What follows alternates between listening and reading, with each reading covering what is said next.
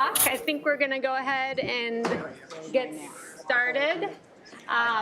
Director Boyles is out tonight, so I'll be presiding over the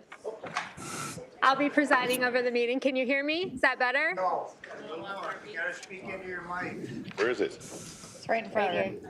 Right there, Dave. How about now? Is this better? Yep. Okay. We'll start with roll call, please. Michelle Markham, Here. DJ Donlinger, Here. Andy Heidemann, Here. Sarah Spear, Here. John Moore, Here. Tom Boyle, 5 to 6 present. Thank you, Janet. We'll stand for the Pledge of Allegiance. I pledge allegiance to the flag of the United States of America and to the republic for which it stands, one nation, under God, indivisible, with liberty and justice for all.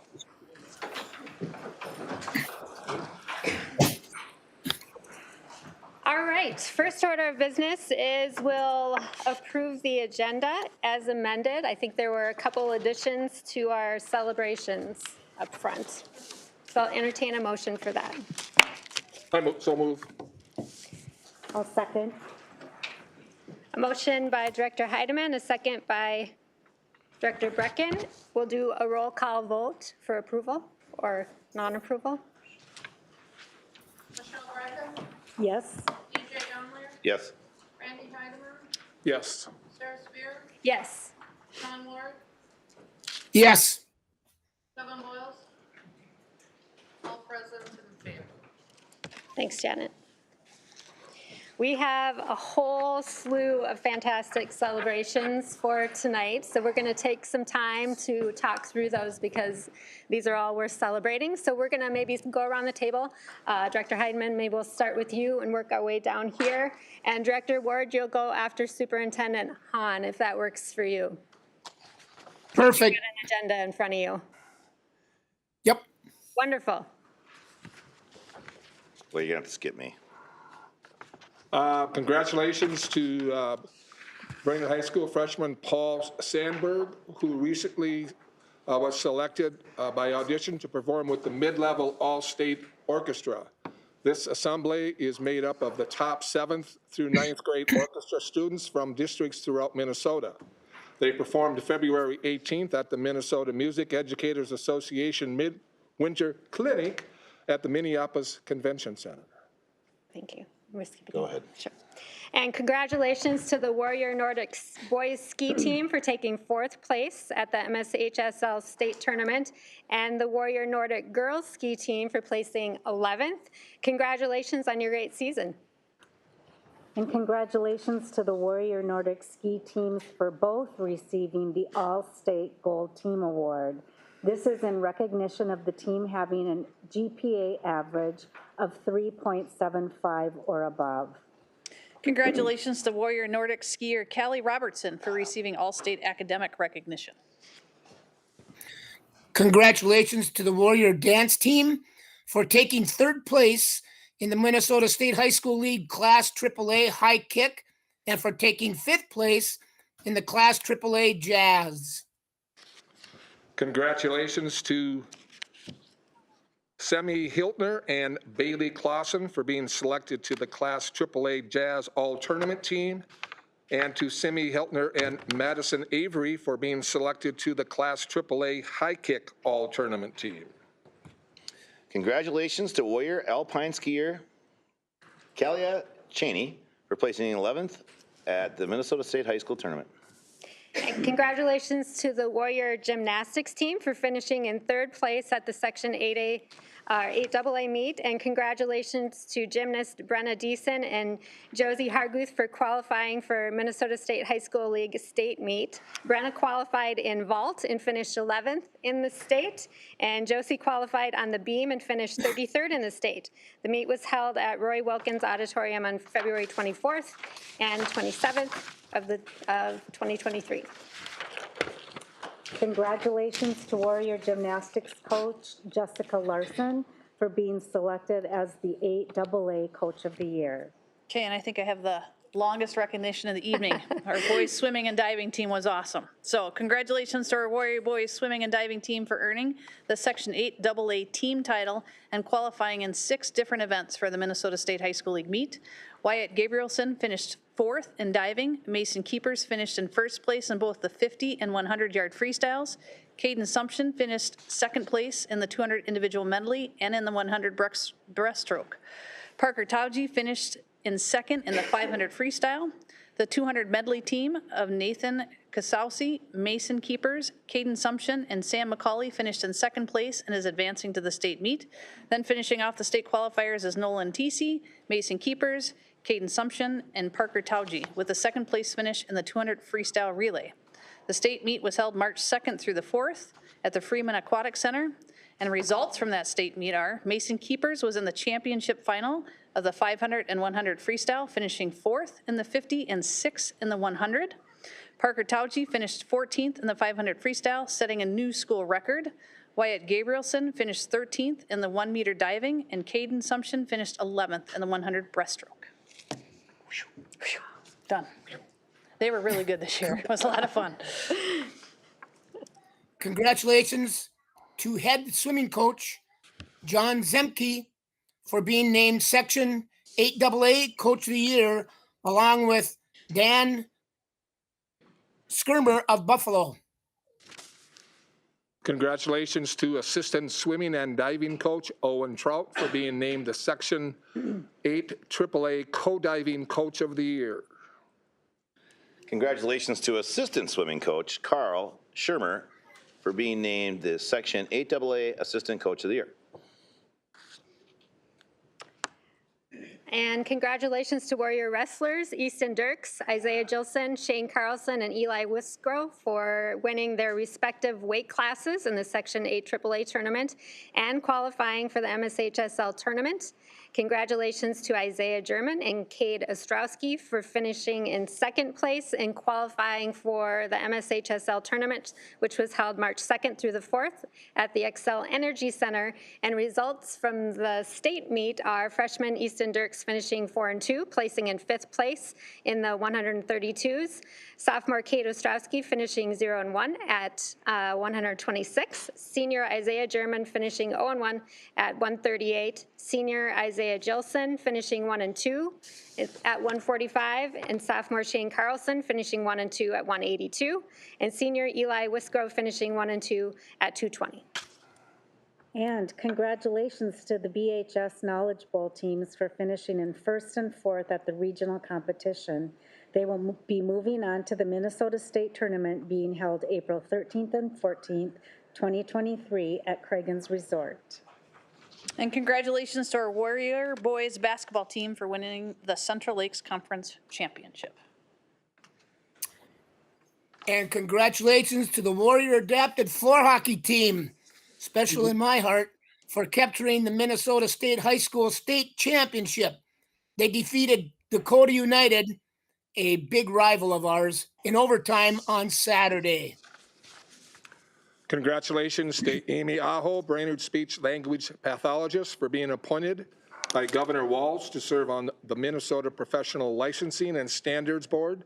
This board is made up of educators to ensure equitable education practices through high licensure standards, quality education preparation programs, and stakeholder engagement. Thank you. Lots to celebrate tonight for sure. Next, we'll move on to public input. And as a member of the public can address the board during this time, comments will be limited to 3 minutes. Complaints or allegations against students or employees may not be discussed due to data privacy. Complaints or allegations must be submitted in writing to the Superintendent Hahn. The Board of Education, the superintendent will not converse with guests to address topics at this time. So we have 2 public comments tonight, one from Mark Olson.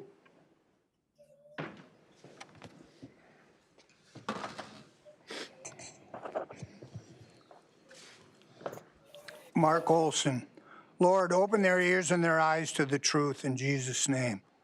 The Lord has not given us a spirit of fear, but of power, love, and sound mind. I'm here to ask the board and the administration to use sound mind. By now, I'm sure you're all aware of the foolish mask mandates, shutting down of classes that didn't work. This was all brought on by fear. Now we know from the acclaimed CDC that masks do not work and shutting down schools only harm children. We're now living in a schizophrenic society as proven by our liberal-controlled state. Have you heard what this totally lost and misguided Lieutenant Governor of Minnesota recently said? She was speaking to the recent law which was allowing little children the right to medically alter their bodies against their parents' wishes. And I quote, "When our children tell us who they are, it is our job as grown-ups to listen and to believe them." She added, it means to be a good parent. This is an insane ideology, first and foremost, because it goes against God's word. I bring this to your attention because of the parent who appeared before you speaking to this exact issue. Her daughter, while studying geography became exposed to transgenderism. The question is why? This is no different than having the pornographic books you provide young children in the district's library. Again, why? You are in charge of the materials in our schools, so why would you allow pornographic books?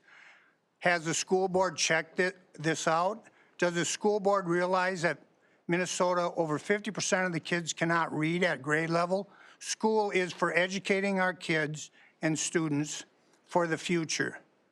This school district teaches social emotional learning, which is simply a woke agenda. This woke agenda, equity, diversity, boys thinking they're girls, girls thinking they're boys, will never, I repeat, will never bring more students to the district.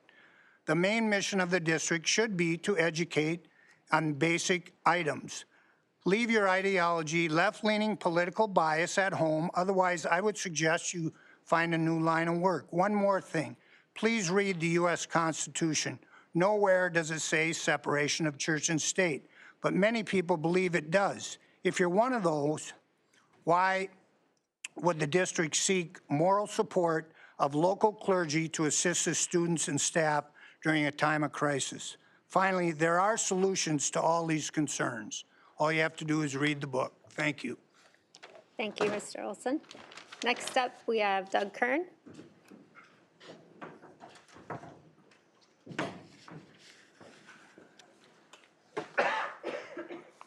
I just wanted to say thank you to having the listening sessions that you've been having with the, I forget what they're called, but the parent ed. I want to say thank you for that. One of the things that bouncing off of what Mark just said, the last person that you congratulated was for being accepted by, it's an honor to be appointed by Governor Walz. But this group, the PELBS, the Public Education Licensing Standard Board, they forgot the word education in there. That's the group that I've been talking about here since last, I don't know, June or whatever. They circumvented the law and made it mandatory that all teachers will push the LGBTQ+, and if they don't push that, they will lose their license. And so that's the group that she just joined. And hopefully she can make a difference there, because school is about learning. And this PELBS needs to be called on the carpet for circumventing the House, the Senate, and the governor.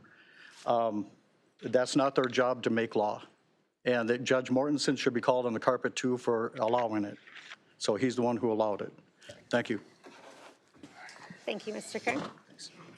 Next on the agenda, we'll have the approval of the minutes from the regular school board meeting in February. Motion. Motion by Director Dondelinger I'll second. and a second by Director Brecken. Any discussion? If not, we'll do a roll call vote. TJ Donlin, Approve. Randy Heidemann, Approve. Sarah Spear, Yes. John Ward. John Ward. Kevin Boyles. Michelle Brecken. Yes.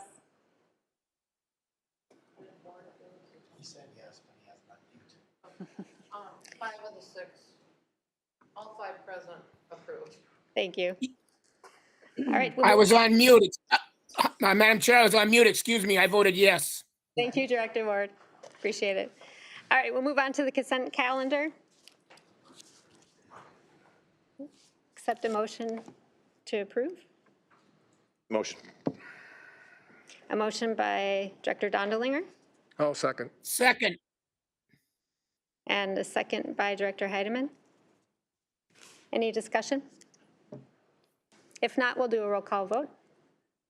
Randy Heidemann, Yes. Sarah Spear, Yes. John Ward, Yes. Kevin Boyles, Michelle Brecken, Yes. DJ Donlinger, Yes. all five approved. Thank you. All right, first up in presentations, we have Amy Schoblad presenting on career pathways. Welcome, Amy.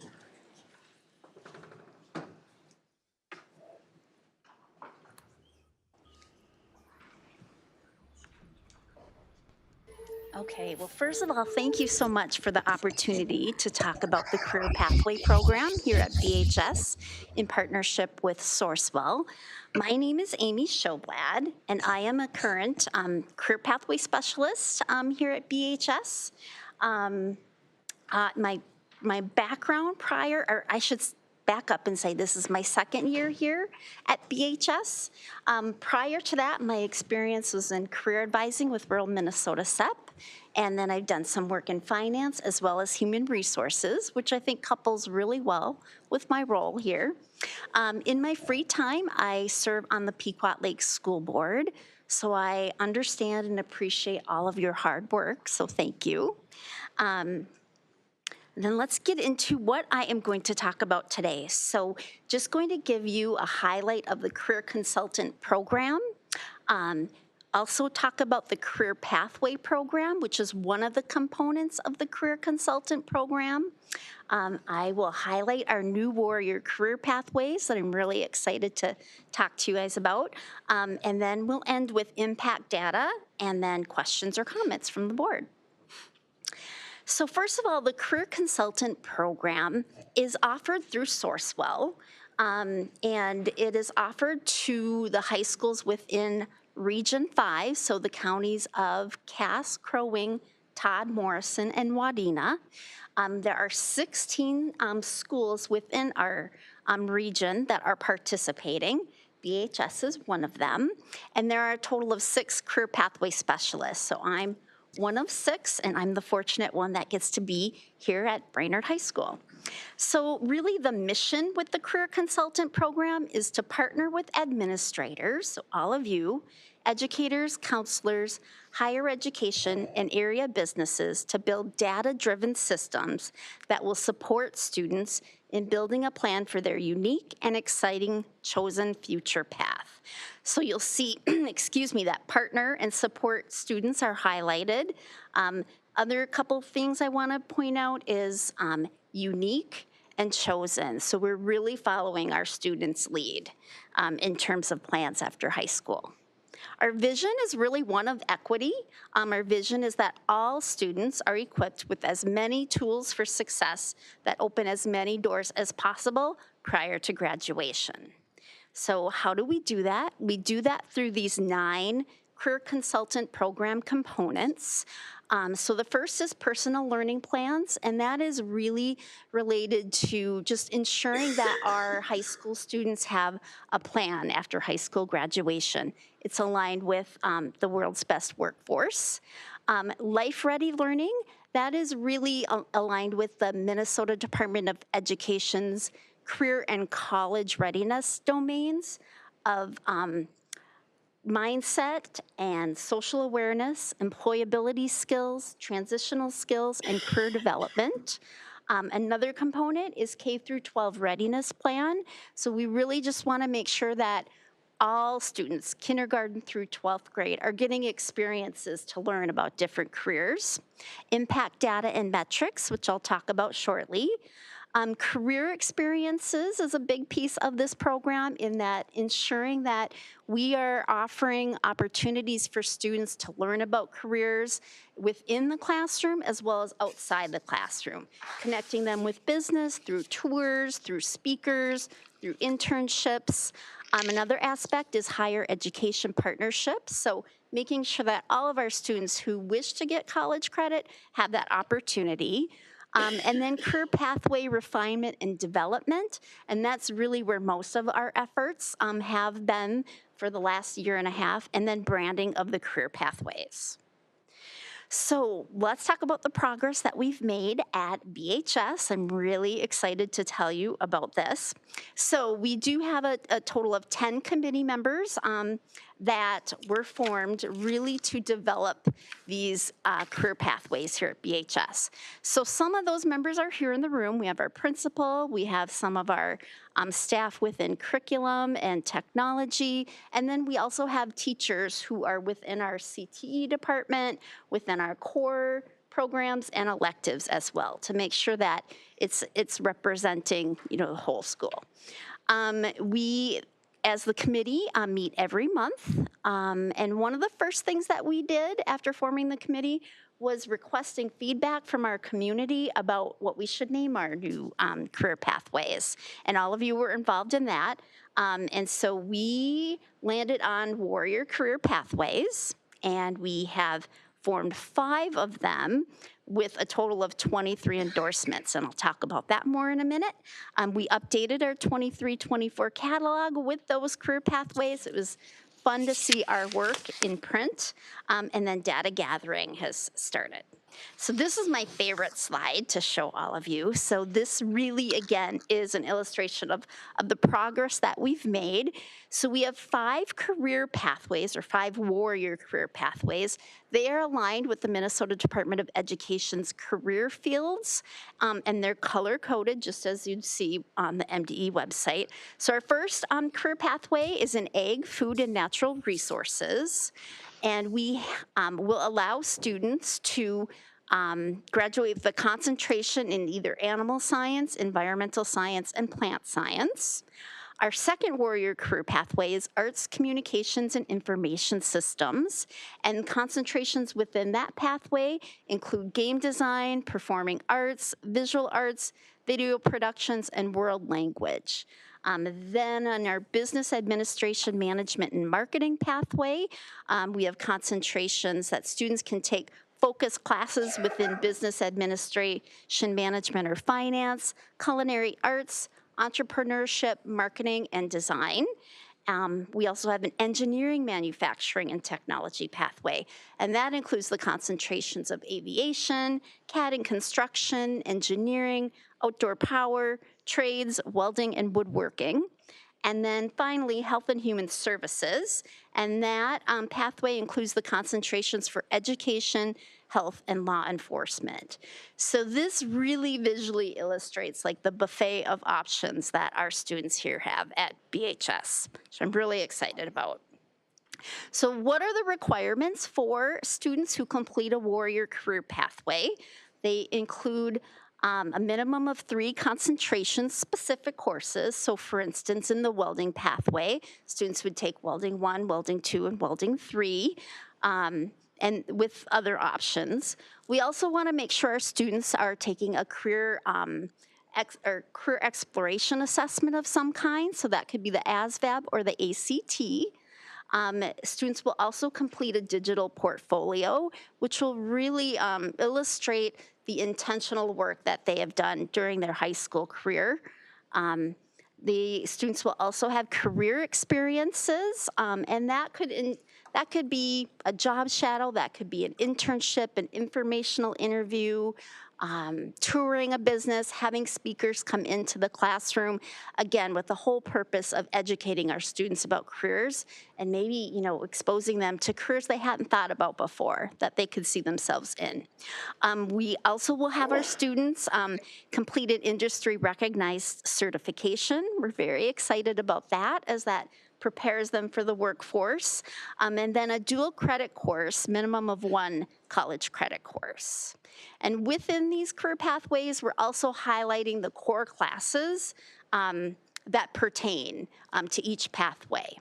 So it's really making intention out of everything that we do here at BHS. So the next steps for us really are, number 1, branding. So you'll see some communications from us about your input on that. And then impact data. And we are using the framework through Redefine Ready. It's a national initiative launched by the School Superintendents Association, and it's really introducing a new research-based metrics. So the concept is students are more than a score. So we want to assess that students are college ready or education ready, career ready, and life ready. So what are those career and education ready indicators? So 2 or more of the items on the left, so 90% attendance, 25 hours of community service, workplace learning, industry credential, dual credit career pathway course, or 2 or more organized extracurricular activities. And then the education or academic indicators that we're looking at is a GPA of 2.0 and one of the following. So either an advanced placement exam, 3+, an advanced placement course with a grade of C or higher, dual credit, college English or math, algebra 2, or international baccalaureate exam. These next slides I know are in your packet, so I'll let you guys take a look at those, but this is just really the research behind the Redefining Ready metrics. The goal is to have a Region 5 scorecard, as well as each school district will have a scorecard that will report how our students are career, college, and life ready. So with that, I will entertain any questions or comments. Who pays for this? Are we paying for this, or Sourcewell giving it to us, or how's that work? Great question. So I would say it's a dual payment. So Sourcewell provides most of the payment, and then the school district does pay some. So what's some? Some a lot, or not very much? Or? I would say I am like a blue light special, for those of you who remember Kmart. But I would say that you might want to chat with Superintendent Hahn about that, but it's at a heavy discount. A lot of our contribution is done in a one lump, so when we look at PD. So for this particular position, we're looking at more in-kind. Amy's provided office space, the workspace, things like that, so we have an in-kind relationship in order to have our expertise here. So Amy, you have an office at the high school? I do. Oh. Yep, I'm within the Student Success Center. Where's this welding done? Do we have welding at the high school now, or do they go to the college? Nope, it's at the high school.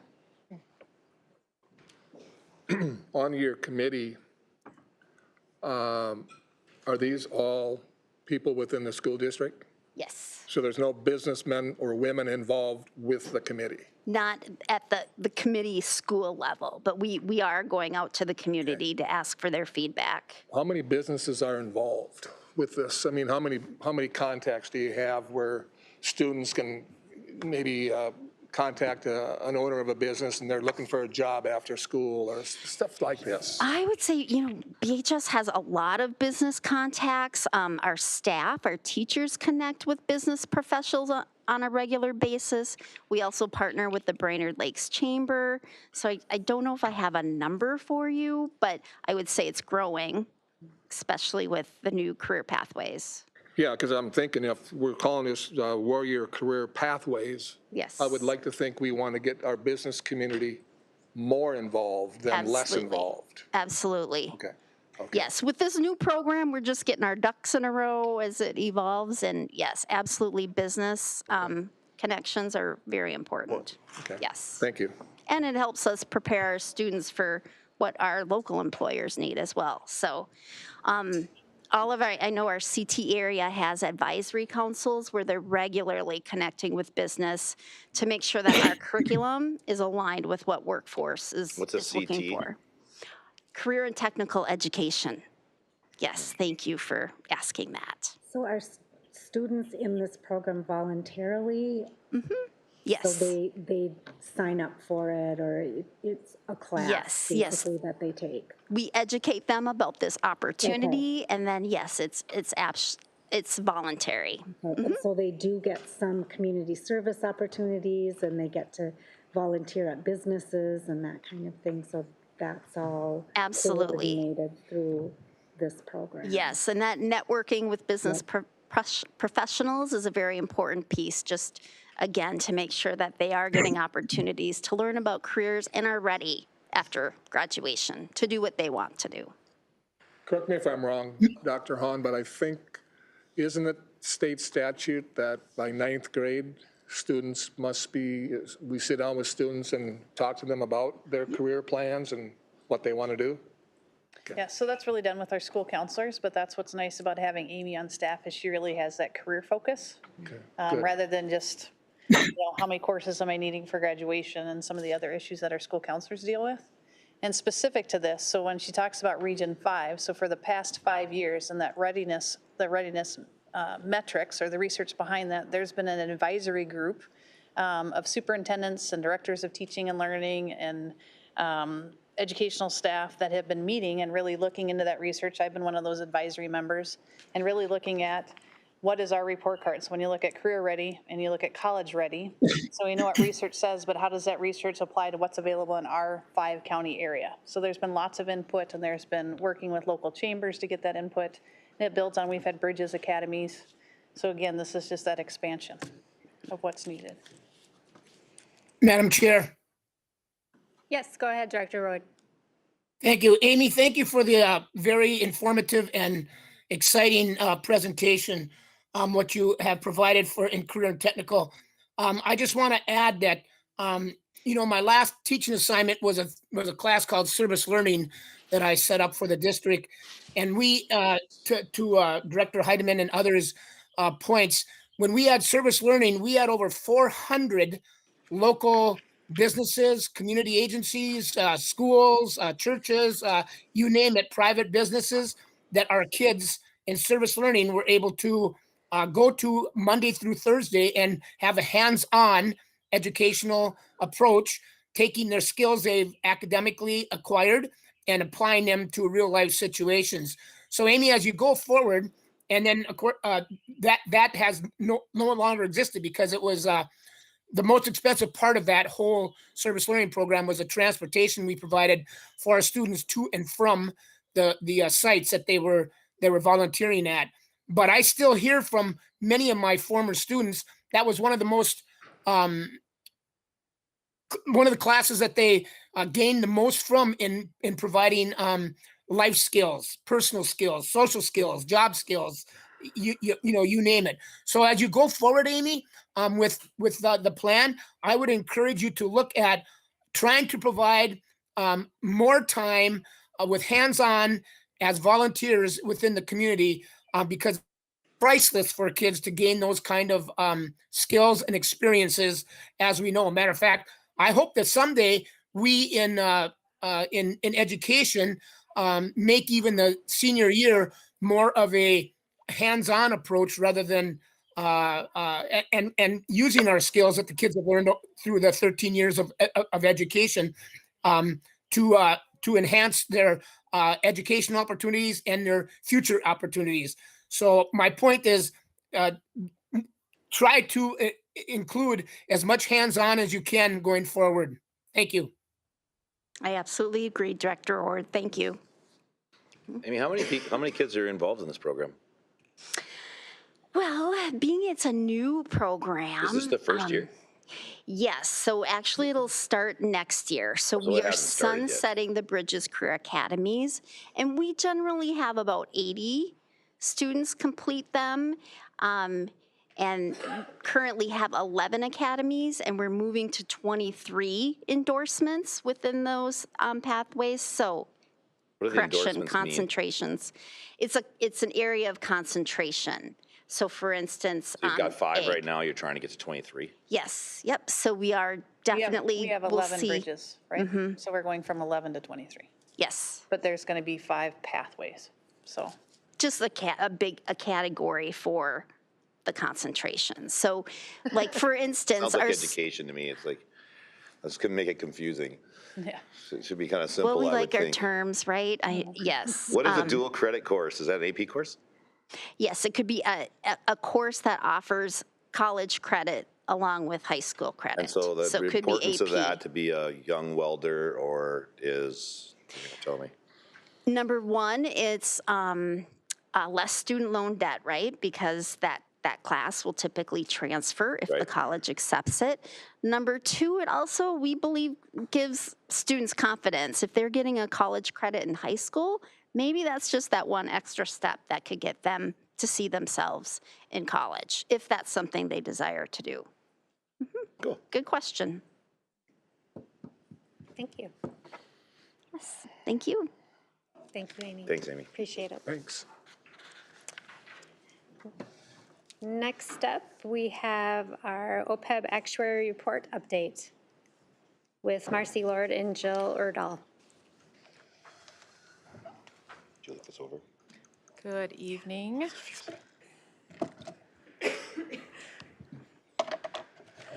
All right, so every 2 years, we are required to have an actuarial report done for GASB standards.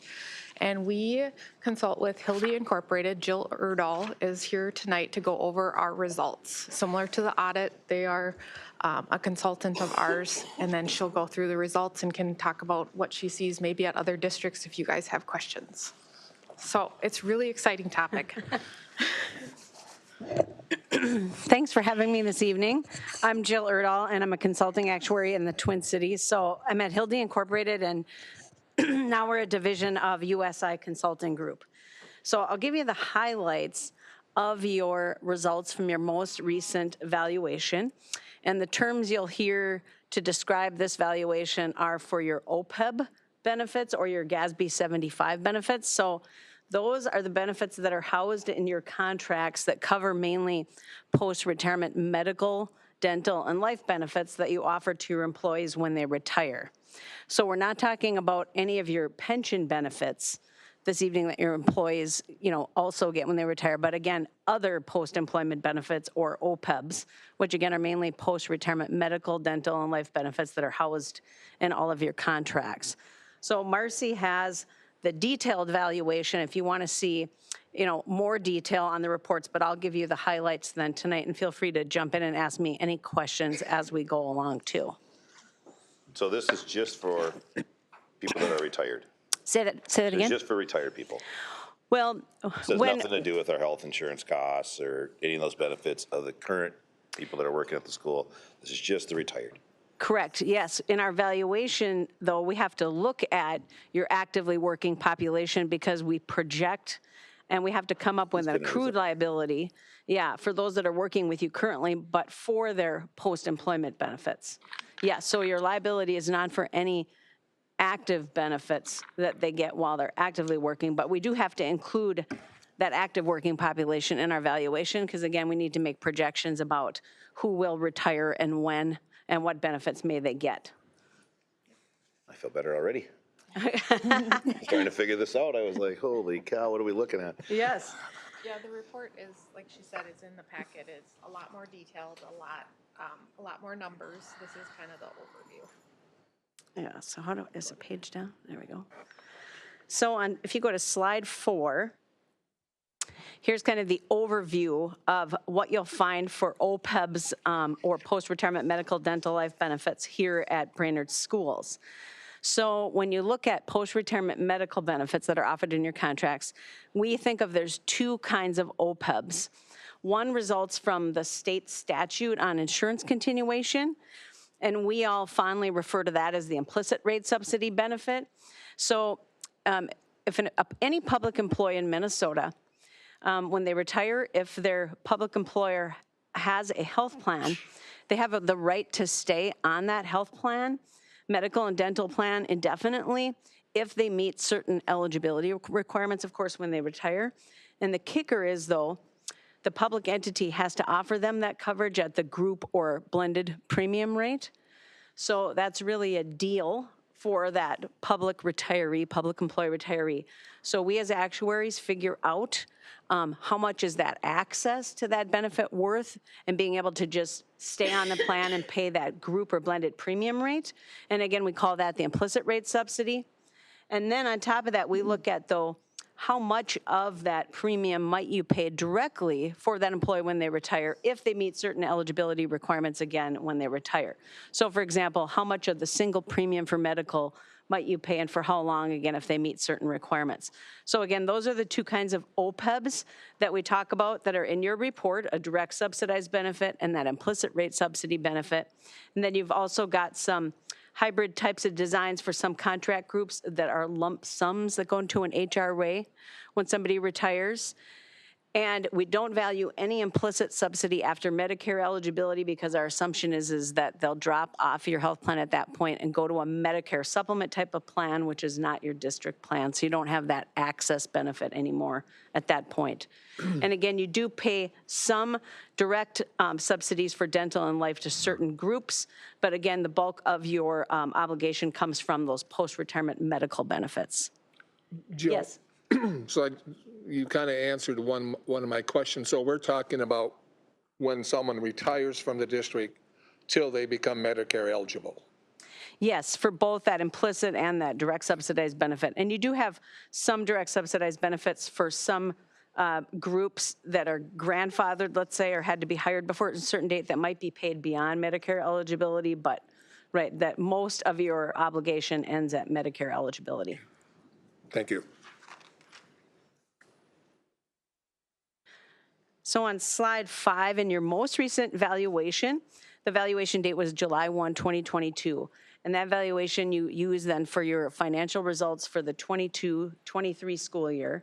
And then as a bonus, you really get to use each valuation for 2 disclosure cycles. So you're also going to get to use those base results for the 23-24 fiscal year also.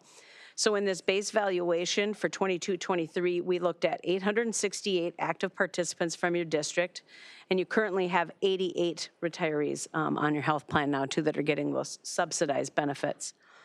Of the 868 active participants, 309 of those are what we refer to as grandfathered individuals, or they were hired before a certain date, so they will have the opportunity to grow into possibly getting a direct subsidized OPEB benefit when they retire. So you have some of the active participants that when they retire, they will only have access or to that insurance continuation or that implicit rate subsidy benefit. So that's what we mean by some of your employees are grandfathered or they were hired before a certain date and others were hired after those dates and they'll just have the access benefit or implicit. Yes. Is that the rule of 90? No, so that is a that a pension. different rule? Yeah, that's a pension provision. Okay. Yeah, and but that's a good question because the rule of 90, if you were hired before July 1 of 1989, you have the possibility to retire in the public pension programs in Minnesota under rule of 90. We do look at that, but only for retirement incidents in valuing the post-employment medical, dental, life benefits. So if somebody can retire under Rule of 90 for their pension, they're more likely to retire maybe a little earlier, and we take that into account in our calculations. But not that pension benefit. What's the difference of the two? You get the 309 that are grandfathered and the 559 that are active participants that are just, what's the difference? I mean, I understand the implicit, what is, just give it to me in simple. Yeah, so let's say I was hired after the hire date restriction, let's say in the teacher contract, and you were hired before. Okay. You would have the ability to, possibly grow into getting part of your single premium paid for by the district for a certain amount of time when you retire. And the ones after, Yeah, they don't qualify for that. They still get the good rate. Even if I retired later, the same time as you with the same service, et cetera, I wouldn't have the ability to get that direct subsidized benefit, but I would have that access benefit, but I'd have to pay my own premium at that blended and group rate. Gotcha. Madam Chair? Yes, go ahead, Director Ward. So Jill and Marcy, OPEB and GASB were put in to protect the financial liability future of districts because the liability for retirement benefits, OPEB retirement benefits were 100% in the future, going forward in the future. So all of this had to be negotiated. It has to be negotiated with contracts. And so Marcy, can you tell us at the start of when this, when the reductions were made or the changes were made and contractually negotiated, what was the amount of staff eligible for OPEB, and how has that been reduced now? And going forward, when are we going to have significant less liability with OPEB benefits? Do you understand my questions? Yeah. So no, those are great questions. And you will have, even though you've got those, we call them sunset clauses in place. So those higher date restrictions on who might be able to grow into those direct subsidized OPEB benefits versus not. They're more, let's say, recent dates, and they vary by contract group, but you'll still have a long tail of people retiring with those direct subsidized obligations. And because they are linked to the board contributions, let's just say even though the group size is decreasing that might get those benefits in the future, the overall premium rate that they may get as a direct subsidized benefit is probably going to increase, right, as premiums increase. So it's still a little bit of an active liability, and there will be a long tail on that in this district as you work through that. But every other year when we do this valuation for you, you can kind of see how that grandfathered group is getting smaller and how the liability is changing. But it will be a little bit of a dynamic liability. It won't just decrease because it's linked to healthcare premiums, which will increase, even though that group gets a little smaller. So, but at some point, both will go down, but it'll be a while for you at this district. So does that answer your question? Yes, thank you. So slides 6, 7, and 8 just give you some information around that implicit rate subsidy benefit or that access benefit. So on slide 6, I just give it to you in words. Slide 7, I just show you, an actual example for a 60-year-old retiree in this district. So their claims costs for medical are running about $1,324 a month. But yet, if they didn't have any of the direct subsidized benefit paid for by Brainerd, they themselves would have to pay about $813 a month for that single coverage and to remain on the plan. But they're really getting an indirect or a hidden $500 a month benefit by being able to stay on the plan and pay $800 versus being age rated, right, and having to pay a lot more. So again, this is the hidden subsidy or implicit benefit that we're valuing for all of your employees due to our state statute that mandates that benefit. And then we add on to that, how much of that $800 might you be paying and for how long, and that's really what forms your liability picture here at the district.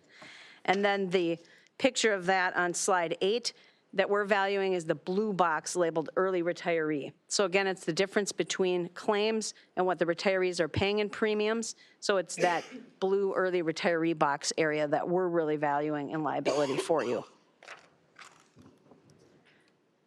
And then the next slide is just to show you in pictures the process that we go through with your district. So we get all of the input items from your specific data. So we get your census or participant information, your asset information, your claims costs information on your medical and dental plans, and then we look at your specific OPEB provisions. And in Minnesota, even neighboring school districts will have very different OPEB provisions. So again, it's different than the pension plan that's a state plan. OPEB or post-retirement medical benefits do vary from district to district for one reason, as to how they developed in the contracts over the years, but those are specific to each district. So we take all those input items, we do our number crunching on them, and then we come out with your results that are in your financial statement. So years ago, before GASB, the Government Accounting Standards Board, updated the rules, you only had to disclose what your current year's OPEB benefit payments were. This was many moons ago, so I'm dating myself now. But then first they came out and said, you got to show what your accrued liability is for what the obligation is going to be for all these possible retirees in the future. And now everybody has to follow these same rules so that you can compare one public entity to another in financial statements to make it more apples to apples. And you can see the liability that may be coming up, which you really couldn't see by just disclosing the current year benefit payments. So that gives you a little of the historical background too that it was asked about earlier.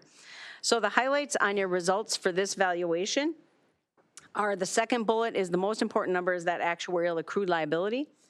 In your financial statements, you'll see it referred to as total OPEB liability. So when the rules were updated in GASB 75, they changed the name on you, accrued liability, to total OPEB liability, but it means an accrued liability. Yours is $20 million as of July 1, 22, which is your latest valuation date. And then of that 20 million, about 7.9 is due to that implicit or hidden subsidy benefit. And then the remainder, of course, is the liability for your direct subsidized OPEB obligation. So about 61% of your liability is due to those direct subsidized OPEBs, and then about 39% is that implicit liability. The other probably number on this page that you really care the most about is that estimated benefit payment number, almost at the bottom there, the fifth bullet. So the actual OPEB benefit payments that we think you'll make as a school district in the 22-23 school year is about $2.1 million. Now, again, a piece of that is what's paid toward those implicit benefits, and about $1.4 million is what we think you'll make in those direct subsidized OPEB payments in 22-23 of the 2.1 total. But Marcy and her group at year end have to true that up, so that's why it's an estimate right now as we're making some of those payments right now. So the number when we finish the valuation is an estimate, but every year there's a grueling true-up process that goes on to get the actual payments for the year. The other highlight, we talked about the liabilities now, the $20 million of accrued liability. To offset that, you do have an irrevocable OPEB trust. So the good news is that as of July 1, 2022, your irrevocable OPEB trust had about $18 million in it. So $18 million of assets there is for these OPEB benefits to be used to pay for those OPEB benefits as they come due. So a 90% funded percentage or status as of July 1, 22 with the assets that are in that irrevocable OPEB trust. And the monies in that trust can only be used to pay OPEB benefits as they come due. So you can't use. Is that a good number? Is 90 a good number? Yes. So you've had very good funded percentages for quite a few years due to when the school districts were allowed to issue OPEB bonds to back up this liability. Some of the districts, like your own, didn't make withdrawals from the trust for quite a few years when the market was doing really well. So it was a little bit of a double perfect storm, or it wasn't a bad perfect storm, it was a good one. So withdrawals weren't being made, so you were really kind of making contributions, and then the returns were good. So that's why you've had a very healthy funded status for quite a while now. 90% funded status for OPEBs is very good. I was telling Marcy, when I go to my actuarial conferences and I say funded OPEBs to my colleagues, they look at me like I'm crazy, because nationwide, really, OPEBs are not funded typically like pension benefits are.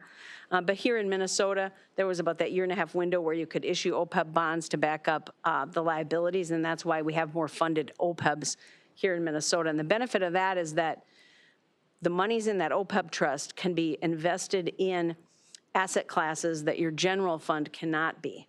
So you have the ability to pay for future OPEB benefits with asset return instead of all just current cash. You guys invest that money then? Is that part of your deal? No, so I just calculate the liability numbers, but we're not the, we don't invest the assets. Sometimes I wish I maybe would have picked a different career. Do we fund this, Marcy? I mean, are we constantly funding this, or do you draw down on this, or is it just stays there? We issued the bonds, it all went into the trust, and there's been no contribution since.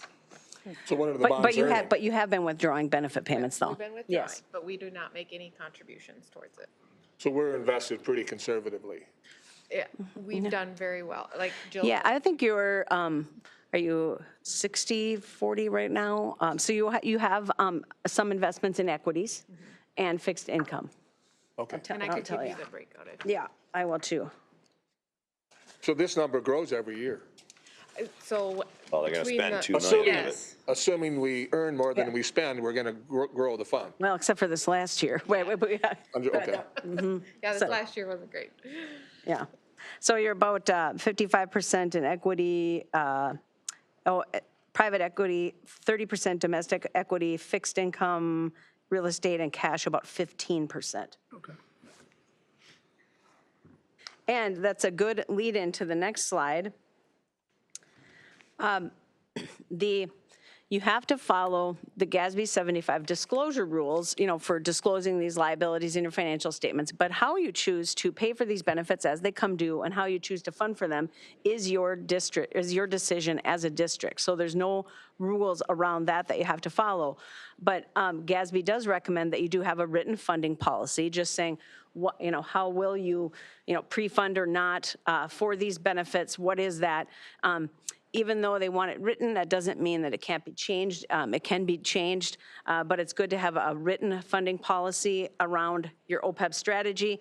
And then the investment policy also is yours for that irrevocable OPEB trust.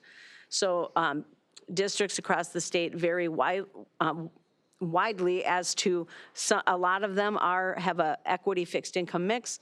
Some just do fixed income. And it, again, that's an individual school district decision as to how you want to invest that irrevocable OPEB trust and what your investment policy is. So both your funding and your investment policy is your decision as a district. But all the disclosure rules under GASB 75, of course, you have to follow those rules. But the funding decisions are up to you. And we have an investment policy, and then we have an OPEB investment policy. So we do have two separate. I figured we'd have a few policies. You keep talking about GASB, is that federal or state? It's the Government Accounting Standards Board. But is that federal or state? Well, it's for all the disclosure rules for public entities across the nation.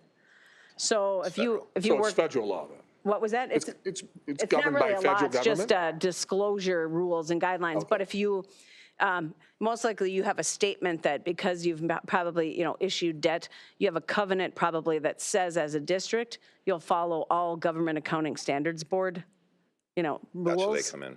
Yeah. So just if you work for a private corporation, you're following the FASB or Financial Accounting Standards Board. So public entities follow GASB. Yeah, it's accounting. I'm trying to think of something to liken it to. Yeah. Well, I mean, It's fine. if we're audited, do the feds come in or do the state come in? Depends on what you're auditing. Okay. Yeah, it depends, but most likely it'd be the state probably. Yes. So the last little piece of information is when districts were allowed to issue OPEB bonds for these liabilities, the first year and a half, it could be done without voter approval. Then that window or rules closed. You can still issue OPEB bonds now for up to your actuarial accrued liability. But now in order to do that, you need voter approval. So when that rule changed to voter approval, the legislators also added, though, this possible annual OPEB levy option. Now, you haven't heard much about it because you had to have an unfunded actuarial accrued liability to be able to possibly apply to this annual OPEB levy. And you really haven't been less than 100% funded for many, many, many years. So you first of all need to have an unfunded actuarial accrued liability. You have to have sunset clauses within your contracts, which you do. So you do have room this year for a small annual OPEB levy if you were to decide. We do have to wait till the end of the year to see what your actual benefit payments are, but it's based on your funded status at the beginning of the year. So Marcy and I, we estimate roughly about $200,000 you could levy for those benefit payments this year if you'd want to. But it's an annual decision you can make. Just because you do it one year does not mean you have to do it the next or vice versa. And I guess we don't know the magic answer about how long this annual OPEB levy will stay there, but it's been there ever since we've been working on these, which is a while. So, but I always should state that because, yeah, I don't want anybody to get mad at me if they're like, where did it go? So, but yeah, we don't know, but we haven't heard any rumblings they might be taking it away, but yeah. So there is the ability to pay for some of your benefit payments with that levy too. So you really have your irrevocable OPEB trust, have a small opportunity with the annual OPEB levy. And then of course you have your general fund that you could decide to use to pay for some of the OPEB benefits too. So you really have a lot of different levers and a good funded status for your OPEB benefits. Great. Thank you. So this is something we Madam Chair, That was John, just so you know. We won't, just a second, Director Ward, we won't have to fund or make any decisions on this till after the new year. Right. Okay. And this, like she said, that's new. I actually asked, that's not been an option for us in the past, and it's because we're not fully funded. So the option is we could draw it all from the trust, or we could levy part of it. But that's kind of the levy game of how much room do we have on our levy? So Right, it'll okay. be a topic of conversation in the future. Got it. Sorry, Director Ward, go ahead. That's all right. And Dr. Hahn or Marcy, correct me if I'm wrong, but the OPEB has always been negotiable. Is it, I mean, it has to be agreement between the management and the union and the laborers, right? Still? Well, the implicit rate subsidy part is due to a state statute. Then that part really, I mean, can't be negotiated probably because it's a mandated state statute, that hidden or implicit rate subsidy benefit. But the direct subsidized benefits are come from your individual contracts. Right. So that, and still, right, Marcy? I mean, it's still that way, right?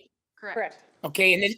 And then the other thing that I wanted to point out is, no, I forgot it. I'm sorry. I can't remember right now. So thank you for that answer though on the negotiations part. Great. Any other questions? Okay, thank you so much. Thanks. Yeah, thank you. Thank you. Learned a lot. All right, moving on to new business. Madam Chair, wait a minute, Madam Chair. Yes. I remembered what it was. Marcy, wait a minute. So, also I want to make a point about when a certified staff retires, and this directly impacts OPEB funding as well. When a certified staff retires, they retire at the level for healthcare benefits, dental benefits, and other benefits that they are at, and any increases going forward have to be paid by the retiree, not by the district. Is that still correct? Actually, they're automatic. So if someone retires and the contribution goes up in the future negotiations, that contribution does go to that retiree. It's not, they don't pay the amount that was at their retirement. Okay, all right, thank you for that clarification. Thank you. All right, moving on again to new business. We have a presentation on Blueprint 181, a project update, and I see we've got UTC and North Needham. Thank you for joining us.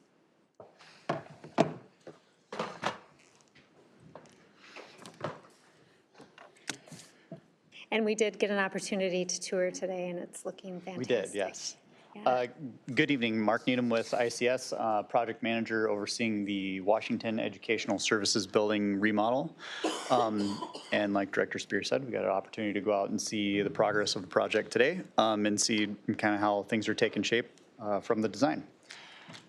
And first I'll go through our project update. If I click the right button. Nope. All right, Janet, I promised I wouldn't ask for help, but here I am. There we go. Thank you. All right, so the Wesby Project Center update. The first space we'll show here, and there's been some progress since I've put this together, as a lot of you saw today. But here, looking at the Welcome Center, the blue arrow gives us kind of the point of view that we're looking down the hallway. And here you can see in the picture that we've gotten to a point where we've progressed past demolition, and we've started putting the spaces back together. You can see the framing, the overhead MEP, or mechanical and electrical and plumbing systems, which is generally the largest part of this project of what we're installing, those going in place.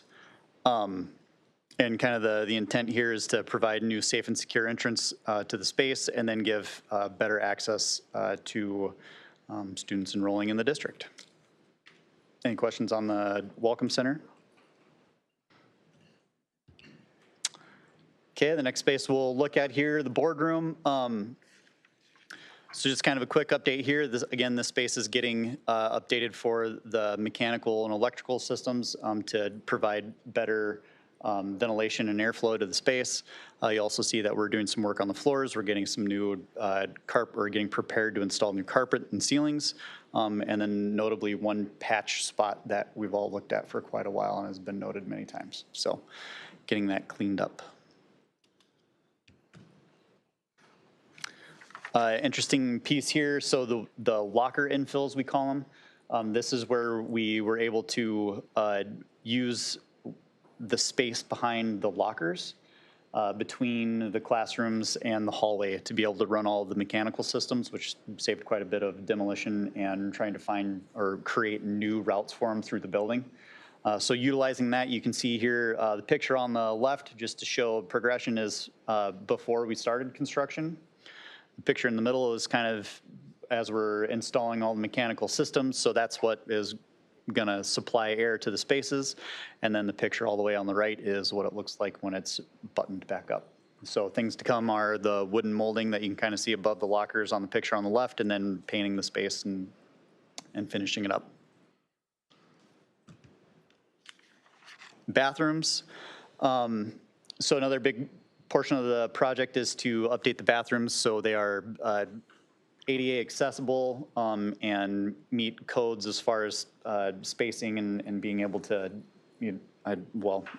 have a partition that covers you when you're using the restroom. So a couple of the updates here. The two pictures on the left are before construction and kind of what in the scenario or the existing conditions that we had.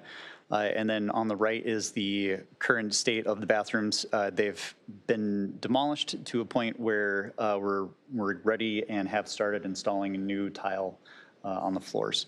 And you can see here, we've got new spaces lined out for the sinks on the right, and then all new toilets and fixtures and everything that goes with it to bring them up to date.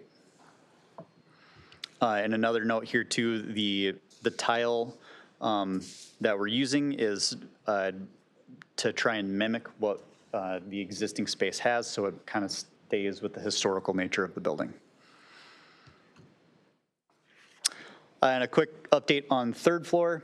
Although the scope is limited up there, we are working on the bathrooms and notably here starting to put paint on walls. So we've gotten to the point where we've passed all the demolition and now we're starting to put it back together, and it's just kind of a way to illustrate that. And you can see all the poly and the paint that's going in place. The Pine Street entrance. So this is to provide a new safe and secure entrance off of Pine Street instead of having a student drop off on Oak Street, which is a pretty busy space.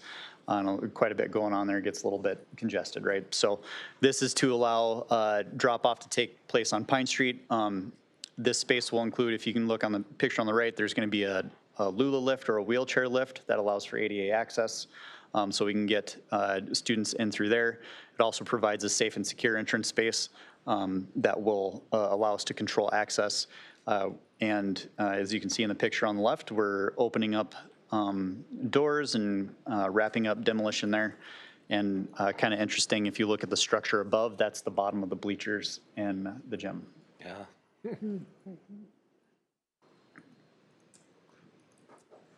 I think that's it for project update. I know there's been a little bit more progress since these pictures have been put together, and more drywall's been installed, more tiles been installed, and progress continues. And so then that leads, are any questions on progress? Yep. As far as the school board meeting room itself, do you have any special HVAC in there to get rid of a lot of hot air? It's a little levity for tonight. Yes, and there's photographic evidence of it. There it is. The ductwork shown in place. Okay, good. All right, so we do have one item for board action. Stop me if I'm jumping ahead here. But we have a pricing request, so we're seeking approval for PR8 for the addition of some casework and sinks in the Washington Educational Services Building, not to exceed $68,547.82. I believe all the information's in the, or all the contractor backup and pricing request documentation, so all the updated drawings, drawings and elevations and details that built this system out. So the reasoning for the request is we've identified a few rooms that are missing or would benefit from the addition of some casework to it. And those are in the early childhood classrooms on the first floor west side. And that's 4 rooms with 8 sinks and all the mechanical and electrical and plumbing tie-in that goes along with it. How come it says in the deal that this is not a change order? Isn't this a change order, or this is an addition? What is this? Yes, this would be a change order to the Yeah, contract. if you read the Winseth thing, I think it's first sentence, it says this is not a change order. Doesn't matter. This doesn't make any difference, you know. We know what it is. That language in their narrative is really just providing narrative direction to the contractors to provide pricing. It's not a physical direction to execute the change event. Oh, I see. I'm sorry, I misunderstood it. I get you. Yeah, so they don't issue the change order. I see, so they don't start putting them in. Right. Until the vote's done. Nope, that's a good, yeah. Now I know what you're asking, yep. Oh, great. We'll entertain a motion. We question, we're voting on. We're voting on 68,000 for 8 sinks. And then we're going to have another vote on who is awarded? No, it's the whole thing. It's all of those combined. They all combined They all equals contribute. 68,000. All 4 of these organizations are involved in the 68,000. Yes, and so, Thank you. yeah, and maybe to further clarify, Widseth, they created the pricing request for the contractors to price, and the contractors are Thielen, Holden, and High Tech. And that's, the pricing is provided by them. Thank you for that clarification. And this 68,000 is still within our overall budget? Yes, Correct? Yes. it is. Okay. Somebody's got to do it. I'll make a motion, we approve the 68,000 as presented. I'll second it. All right. Good job. We have a motion by Director Brecken and a second by Director Dondelinger. Any more discussion?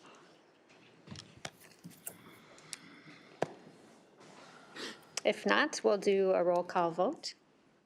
Sarah Spear, Yes. John Ward, Yes. Kevin Boyles, Michelle Brecken, Yes. DJ Gunlinger, Yes. Randy Heidemann, Yes. all present in favor. Thank you. Thank you, gentlemen. Thanks. Yeah, Thanks. go ahead. I've got some questions. I know at the last board meeting, I had raised the issue of where there, some change orders that were kind of out of order and whatnot. And I think it was Mr. Damian Williams who said, well, yeah, there's going to be some change orders when we have a referendum of 334 million. And that kind of just went over the top of my head.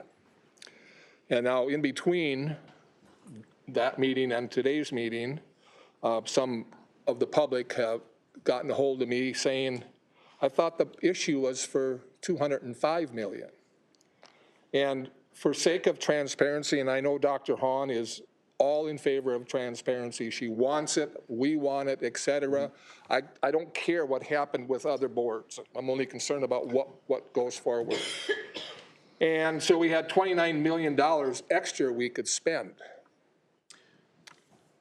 Okay, let me finish. And Marcy, she came through again and she explained it to me. I want to explain it to all of you.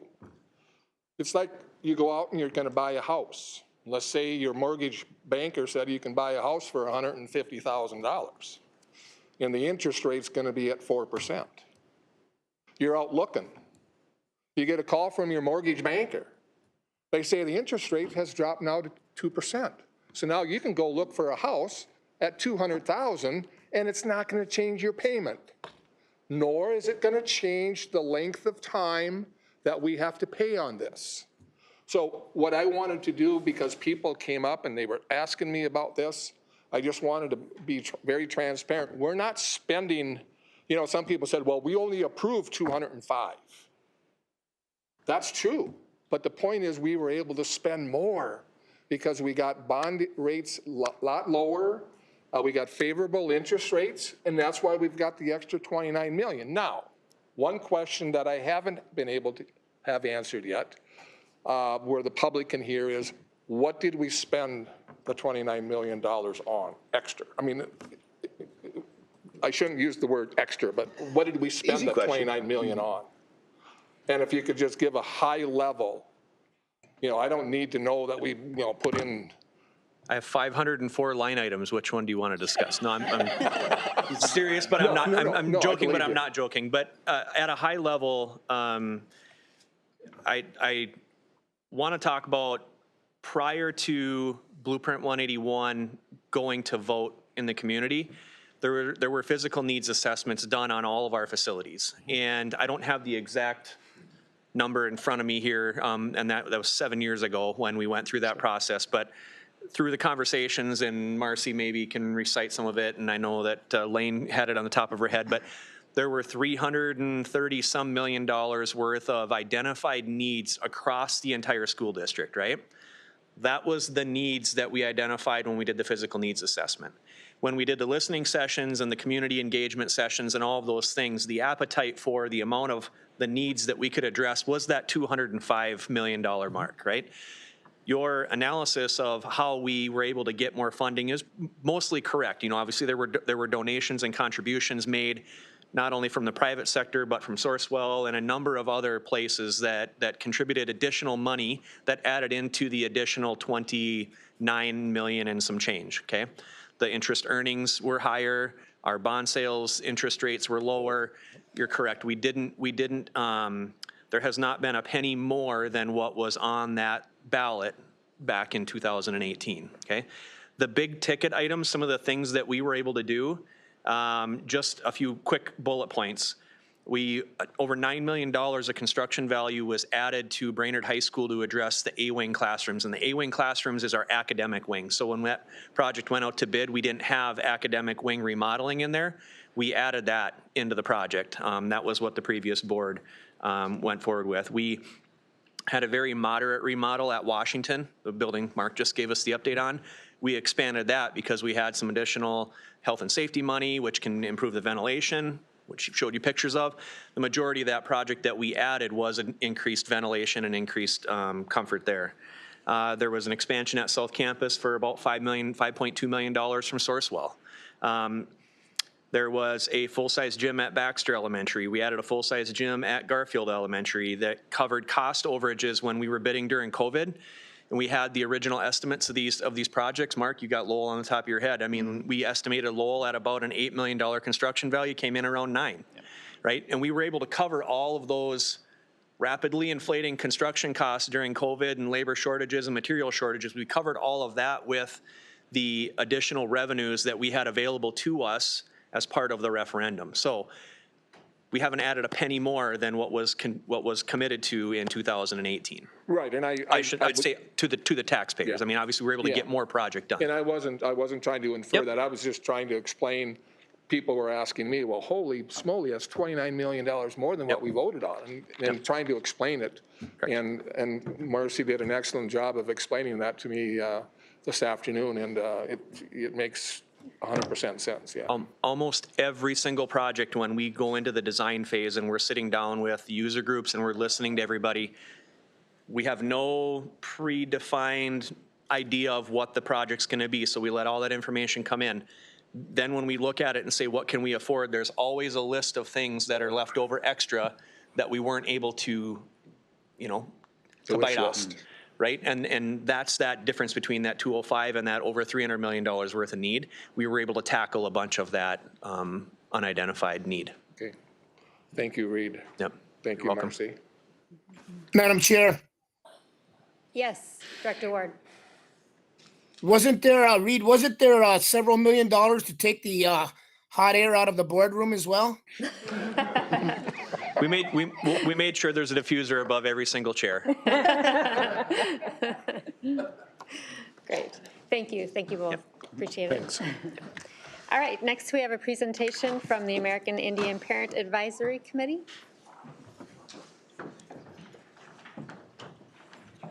Do you need another chair? I'm getting one more, I think.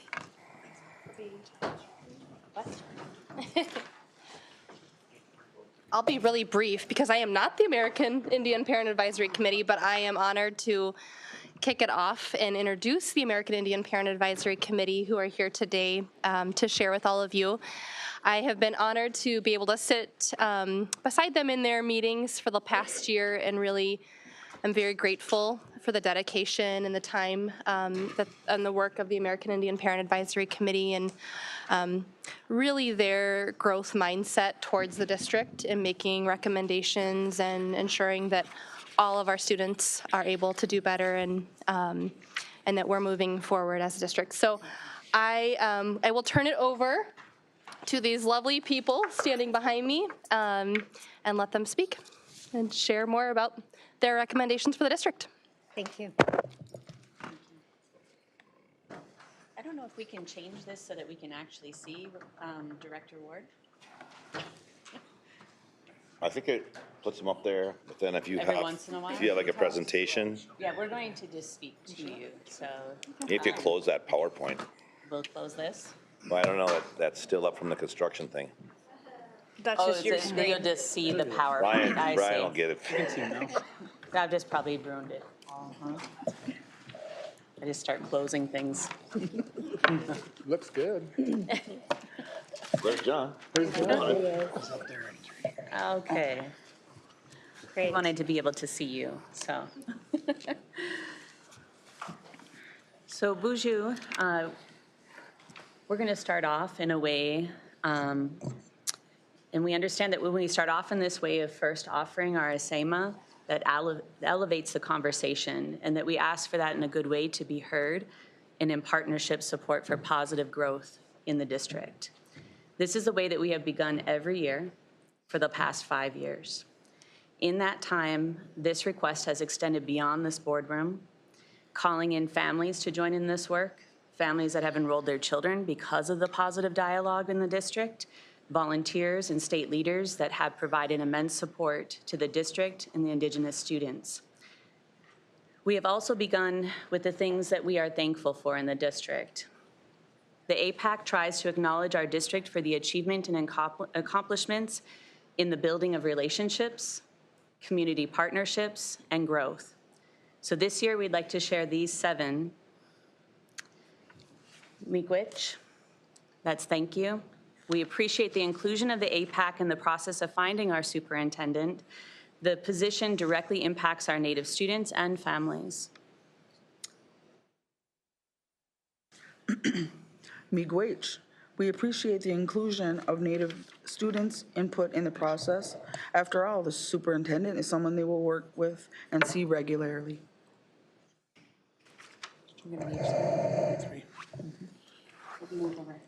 Miigwech, we have noticed the dedication and school board representation in our APAC meetings. We understand that this is voluntary and how it can be time-consuming. We thank the board members who volunteer to share our space and learn with us. And we would like to thank Human Resource Director Angie Bennett for the work with our APAC to help make a more transparent and equitable process for interviewing and hiring. APAC would also like to extend our thanks to the superintendent for their support. We see you holding strong in this work. We'd like to acknowledge the hiring of a full-time Indigenous student cultural liaison, Nizu, who is Anishinaabe. We have seen a positive impact on our students and the bridging of parent-teacher relationships as a result. APAC would also like to acknowledge the hiring of a Director of Equity, Candace. Her leadership is admirable in her pursuit of equity. This is a much appreciated position, and we see the extreme value of the individual that has been placed there. You can give that to her. Mm-hmm. So we intentionally try to walk in this room, keeping our feet well-grounded in our responsibilities walking this earth. Those responsibilities can include the teachings of our grandfathers: honesty, love, courage, truth, wisdom, humility, and respect. When we come, we have heard that some view this as a contentious process and take our honesty and truth as individual criticism. We always try to walk with the courage and humility to respect and love others in this process. We are only sitting opposite you because this is the way the system is designed, not because it is oppositional in our hearts and minds. The APAC exists out of the leadership of those who came before us to establish statutory requirements that having collaboration and advisement from caregivers of Indigenous students in the district, and that critical nature of the relationship is reciprocal. Each year, the APAC community is asked to vote on whether the district is following all the statutory requirements and meeting the needs of Indigenous students. Through our responsibility to try to live by the 7 teachings, we are compelled to respond with honesty and truth in this vote. Over the last several years, we have provided the rubric that we are using to evaluate the district, which each of you should have within your school board packets. You have all the information and resources to guide you. You do not have to wait for our official vote to determine where the district lies in this work. What will you do to carry the weight of the positive change that's needed? We know that there are individual efforts and individual apathy. This is fundamentally about the systems change that is generated from the roots and supported from the very top leaves of leadership. Beyond individuals, how is this work being held up for those who want to support children, and how is it being corrected with those that perpetuate inequities in the system? Knowingly or unknowingly, we have voted non-concurrence unanimously as a committee and have a series of recommendations that we see as interrelated, just like the parts that make up a healing quilt. The APAC has decided on 4 recommendations. Number 1, it is recommended that ISD 181 apply and participate in the MDE Dreamcatcher project. This is related to the rubric 6 data-based decision-making and specifically rubric 29 in that section. We know both based on data and experiences that students that are Black, Brown, and Indigenous have a higher representation in the special education, and their families are requesting supportive strategies to navigate assessments and culturally relevant practices.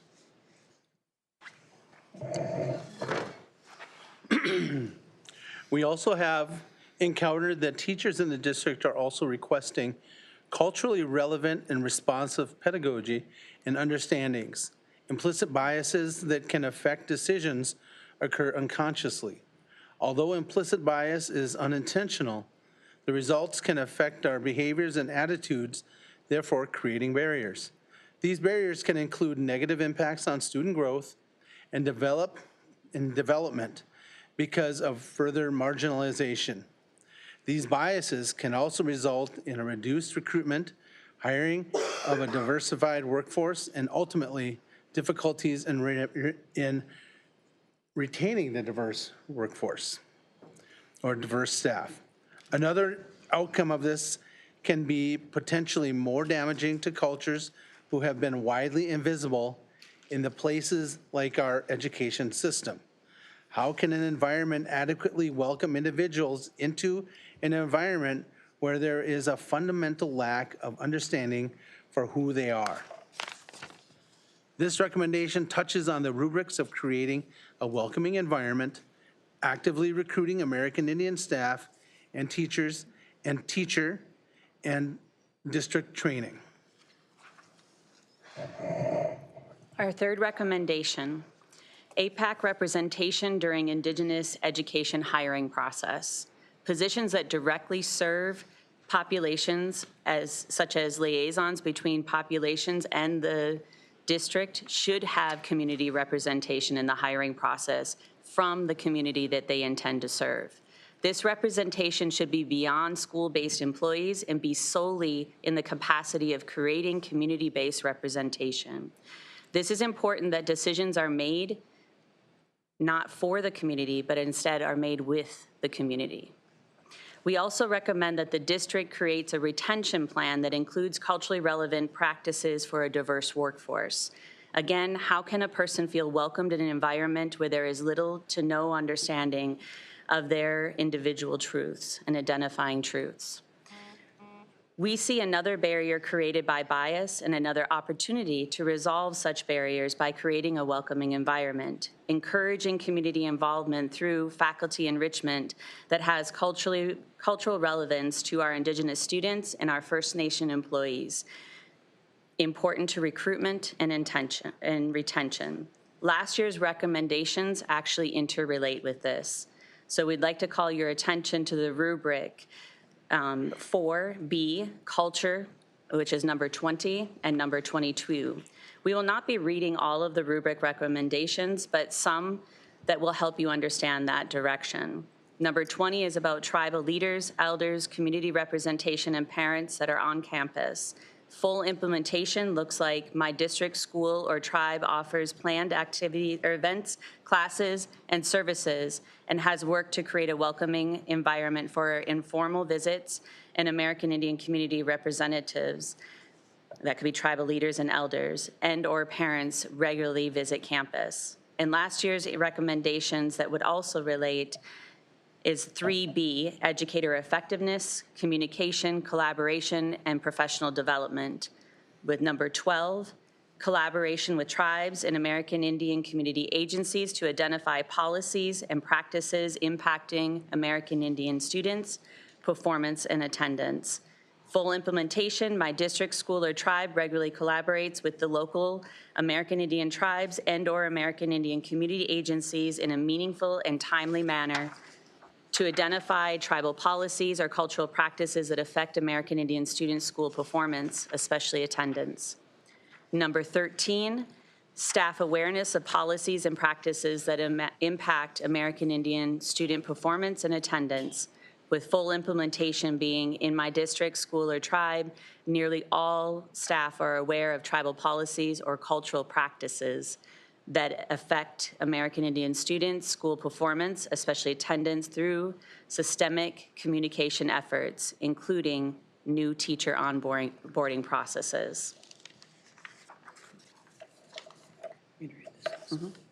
Number 4, language and culture classes. This would be rubric 27. There needs to be collaboration with the APAC in the development of the First Nation, Indigenous, Native, language, and culture classes. The APAC should be consulted when developing plans with Indigenous programming, with learning goals, classroom space, and curriculum that will include regional language classes to be offered to all students. The loss of culture and language was intentionally executed against our communities by government policy disguised as education. The Indigenous families and the students would like to see intentional efforts to provide an education that is reflective of our original language and culture. Miigwech Bizindai Wiyag. Thank you for listening. I got a question. For number 3, APEC representative at all interviews. Well, then are you guys going to stick around to manage these people? Why would you get to hire them if they don't work for you? So here's, and then it doesn't say for all interviews. Specifically, if this is a liaison position that is intended to work between the school and the community, that there should be community representation from that community specifically. So right now in our school district, we have 100% paid out of the American Indian funding that is intended for our Native students. We have liaisons that work between our families and our students and the district, right? And so specifically on those types of hires, that community representation should be there because those positions are intended to bridge between the school and the community that they are intended for. I misunderstood. Yeah. Well, thank you for your question. Were some of these issues that you're raising tonight, were they raised with previous boards? Because remember now, this is almost a brand-new board. And I'm just curious of what recommendations did you provide last time, and are they similar to what they are now? Has any progress been made? Yes, I would say that progress has been made, and every year we come with 4 recommendations, and we look at those recommendations as ones that can be accomplished within a 1-year span before we come back, right? And so there are things that that are building off of previous recommendations, but not staying stagnant within that. I would not say that that was the case early on in our, I think it's been 6 years, actually, maybe 7 years since we voted non-concurrence, 5 years since we've had the pattern of 4 recommendations. For a few early on, there was little to no progress, and we were building the same recommendations into that. And we would have said that today had that been the case. But right now, I feel like we're refining some of those recommendations because sometimes it's difficult for the district maybe to understand, like, and I'm just saying, like, generally to understand what we mean by that. So welcoming environment was included last year, and there has been progress in terms of bringing people, like inviting them to events that are happening and those kind of things, right? We're like this week, we're going to have a flag ceremony that tribal leadership and dignitaries have been invited to, and they're donating flags to our high school, right? That represent the tribes that many of our students and our families come from, right? And so those kind of things are progress. But then at the same time, we're dealing with issues that are related to lack of knowledge and training, which that kind of subvert that welcoming environment.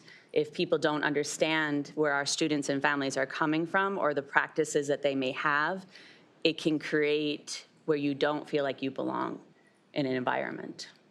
And so that's why we're building off of that welcoming environment and saying this is really related to training and understanding. And the teachers we're hearing too are requesting that same thing because they feel like they're not adequately prepared and understand a history that's been widely invisible in a people, you know, that have been widely invisible in our systems. Another question. There's been one thing to add on to what Govinda shared is in the past, when we first started, or when Impact first began about 7 years ago, I think there was a cultural shift that had to occur within the school board, but also within the administration and then faculty and staff as well. And I think we're well on our way to adjusting that or turning that rather large ship. So to be clear, there have been a lot of positives that have occurred over the years. And I think on the front end, what was heard were just the negatives, but that was important as well. There had to be that to hold people like yourselves toes to the fire to hear us. There's definitely a culture of listening to begin with. The culture of actually hearing has evolved over time. And then also the culture of partnership has really taken us that next step. Where the board, administration, and faculty and staff now are looking at this more of a, what can we do towards this end other than, hey, what are we doing to screw up and whatnot? Okay. And the items that are listed here before you really are an intent to continue moving us forward on that overall continuum towards eventual compliance. Let me ask this question. Charles, are you still on the equity committee? Am I on the equity committee? Equity task force? Task force? Okay. Yes. How many other indigenous people are on that task force besides yourself? Mary Sam's a member. Okay, I'm just trying to get a gauge. I mean, so you are represented on that then? That. And our Indigenous education coordinators are Okay. part of that as well. Okay. And then our goal is to add our new Indigenous student liaison. Okay, cool. And there's been an individual on, like I'm still on the district advisory committee and whatnot. So there's been an effort, a significant effort, especially with administration to really begin walking the talk, which Well, I just wanted to make sure that you guys were represented on that task force. And if you were to give us a grade from A to F, what would you give us right now? Should we debate the subjectivity of grades? They're all that matters. So I have a question. You know, there's 33 different indicators on the rubric.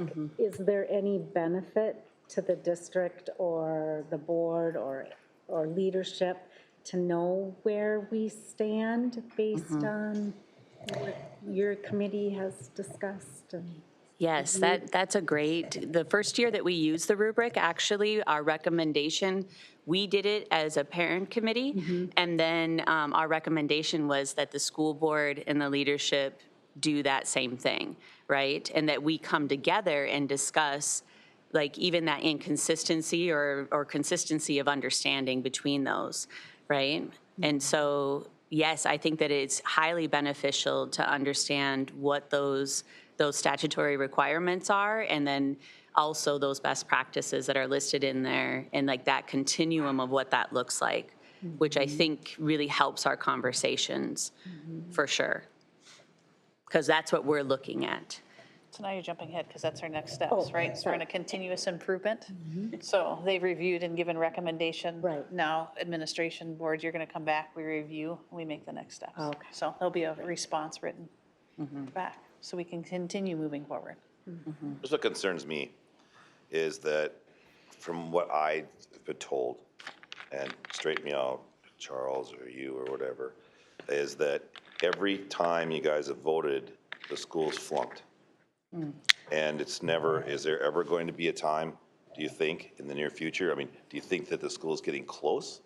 Or is it just a wish list that you could just keep adding to and adding to and adding to and adding to? You know what I mean? I think that is why I would say that the A through F grade is subjective, right? Whereas rubrics are a little bit more of a step towards having some concrete understanding of what we're actually working on. Isn't that non-concurrence thing? I mean, you're concurrent or you're non-concurrent? Exactly. Our vote is But we're saying not that you are concurrent. following all of the statutory requirements, which are actually listed in the rubric, right? And that you're meeting the needs of all Native students, right?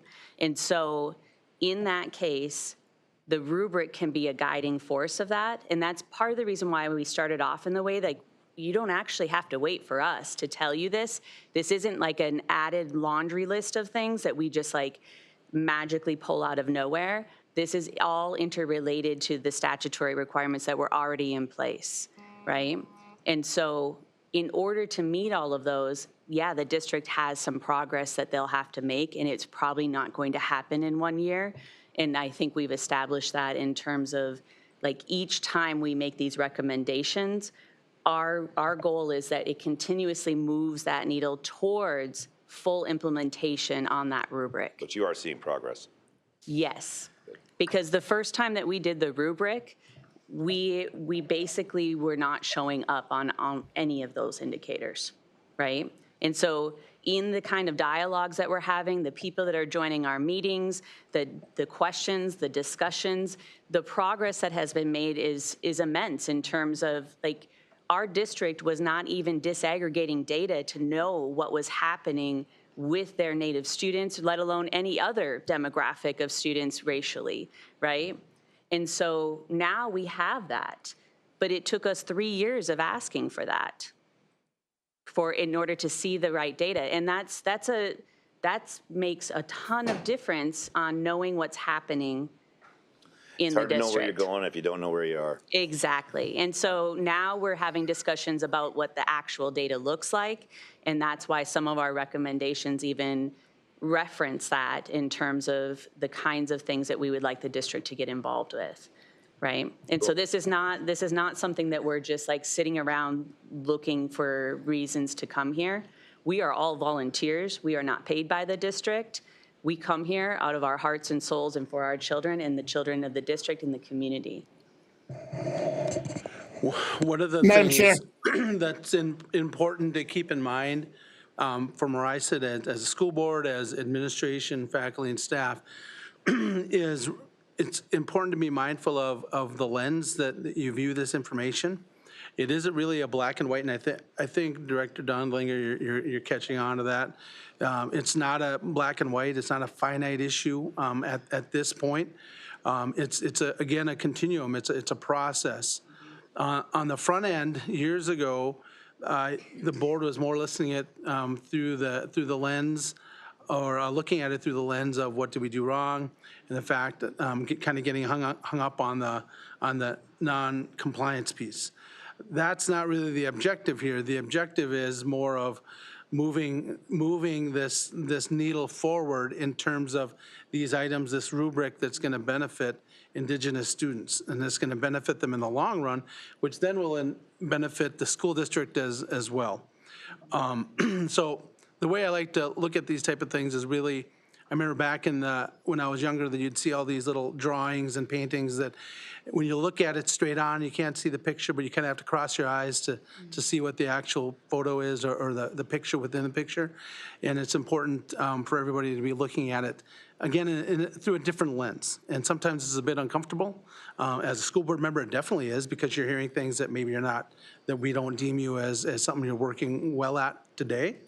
But the one important piece is it's a large process. It's become very positive for our group, and also for the school district, the relationship that is there. And then finally, just I hope everybody just continues to stay the course, because I think we're at a healthy place right now. But any questions you might have are really important, and towards that end, especially like you said, it's a newer board. So a lot of you this might be new. So it kind of might feel like you're getting your hand slapped, but really it's not. It's more of a kind of a report card, kind of just a summary.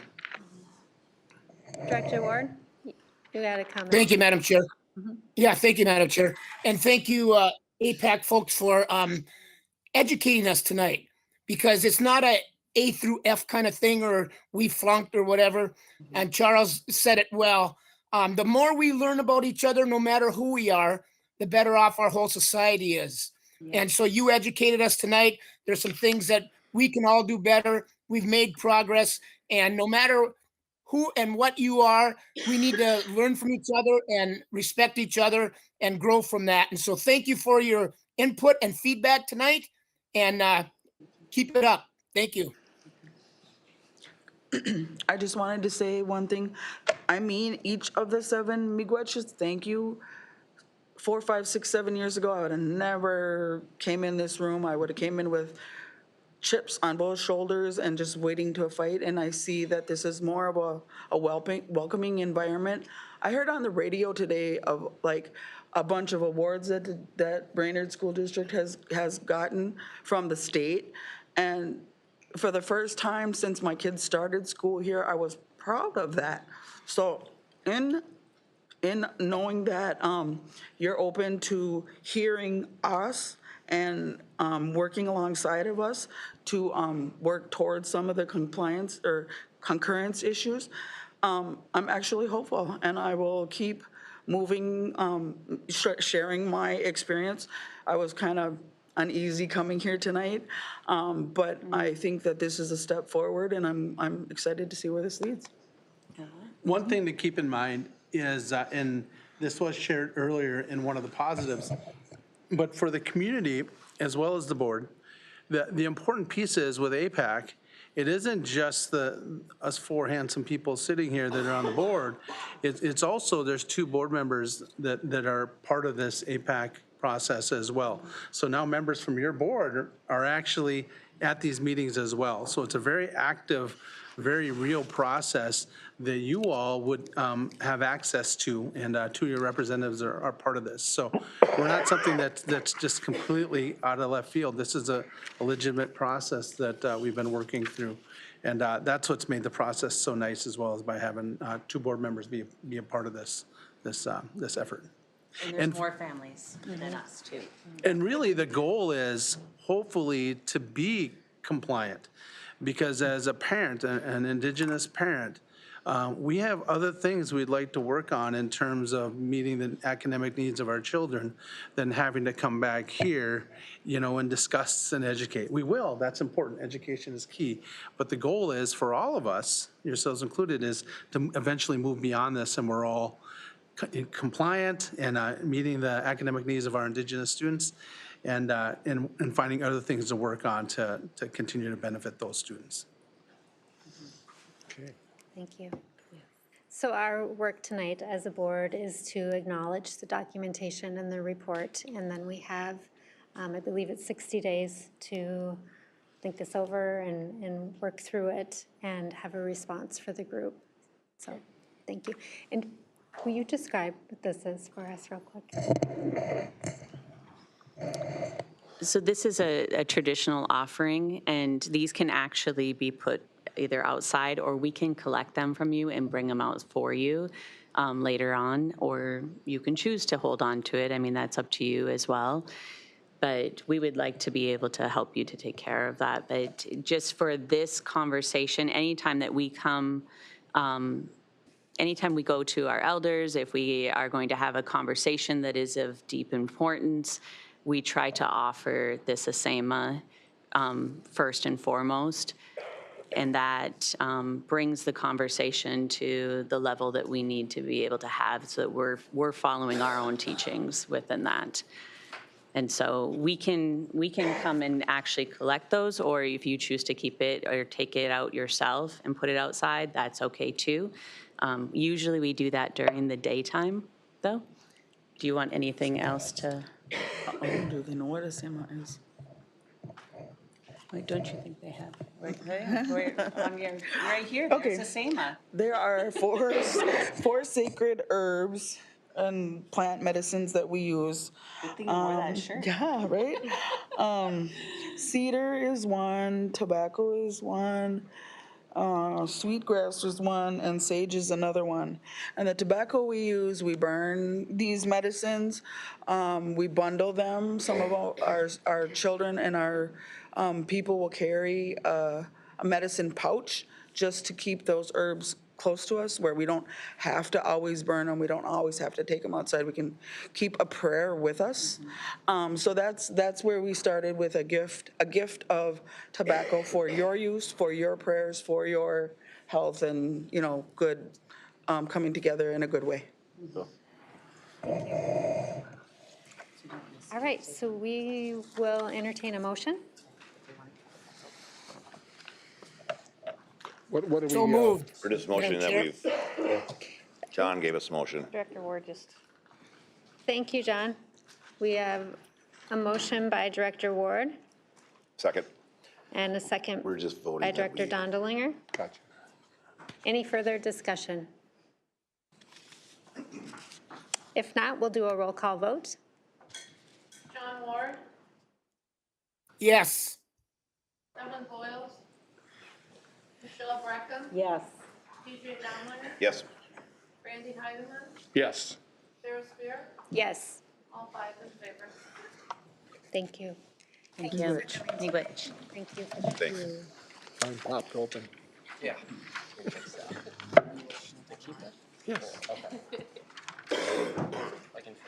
All right, next on the agenda, we have the approval of the food service main Just take it distributor out for bid me. for the school year Oh, if they're gonna, with The fixtures Alyssa way back. Thompson. oh, okay. Thanks for joining us, Alyssa. What do we got up next? Good evening, everybody. Sorry, just gonna apparently choke to death before I come up here. Okay, so our current distributor bid ends at the end of this school year. We sent out requests for bids, and 5 companies, oh, wait a second here.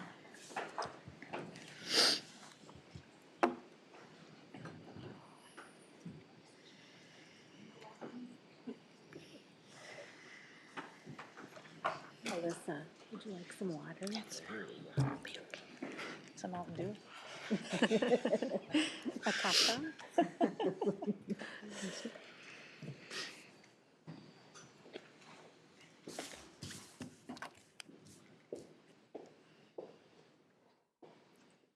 Here you go, RJ. You're fixed. Thank you.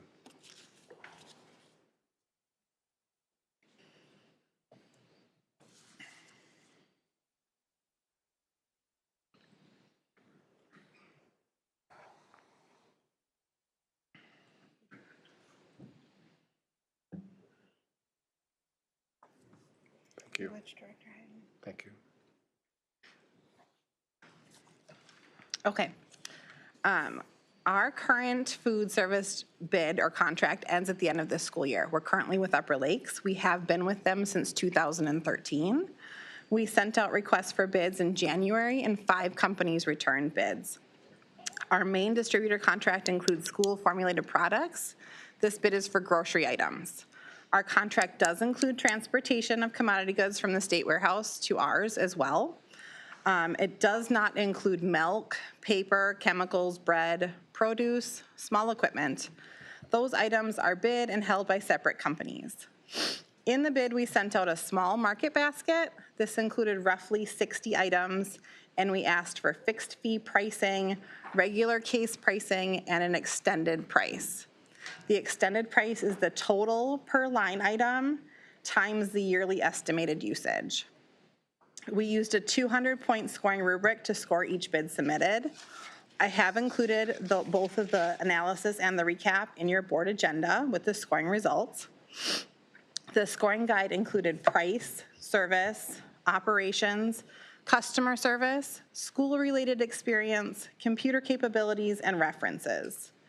After careful consideration and calculation, the bid with the best score was Cisco out of St. Cloud with 195 points. They received the most points because they had the lowest fixed fee at $1.30 and the lowest market basket total. They also have excellent references, have a deep product line, and a great understanding of school-related needs. They also confirmed that they were able to meet the delivery schedule. They are the only distributor that was able to confirm delivery schedule, which is incredibly important. So based off of these results, it is the recommendation to the board that Cisco Foods be awarded the 23-24 main distributor contract. Does anyone have any questions about how we scored or companies? Madam Chair. Yes, go ahead, Director Ward. Alyssa, can you tell us if, you know, the universal meals was just signed into law? Does that impact the bid at all? No. So with universal meals passing, none of the nutrition standards will change because of that. So this bid won't be impacted at all by that. Thank you. Have you heard at all, it's been reported in the media, Kraft Heinz is proposing to provide to school districts throughout the country called Lunchables. Yeah. Does that impact it? No, so we currently carry a product that we use predominantly in the summer called Anytimers, which is the off-brand version of a Lunchable. Gotcha. I don't use those really in the school year unless it's being served as like a alternate meal to a main line. I use a Lunchable type product as a grab and go item or a park item when we do our summer program. Gotcha. You've heard of that program? Yes. That they're. Yes. There's been some reports about it. I don't really know that Lunchables much. will be coming, my understanding is Lunchables will be coming to all of these distributors anyways, in the school year. That'll be a product that is offered. I do know that Upper Lakes does not have a contract with Heinz currently. I do believe Cisco does have a contract with Heinz, so. That's nothing we have any control over. No. It's just what the distributor provides, based upon our. Whether or not the vendor would like to do business with a specific distributor. Gotcha. Thank you. Motion. All right, thank you. We've got a motion for approval from Director Dondelinger. Is there a second? A second. It was very thorough. And a second from Director Brecken. Any other discussion? If not, we'll do a roll call vote. Kevin Boyle, Michelle Breckham, Yes. DJ Dondelinger. Yes. Andy Heidemann, Yes. Sarah Spear, Yes. John Ward, Yes. all in favor. Thank you. Thank you. Well Thanks, done. Alyssa. Next up, we'll have the approval of the ratification of the confidential contract. Angie Bennett.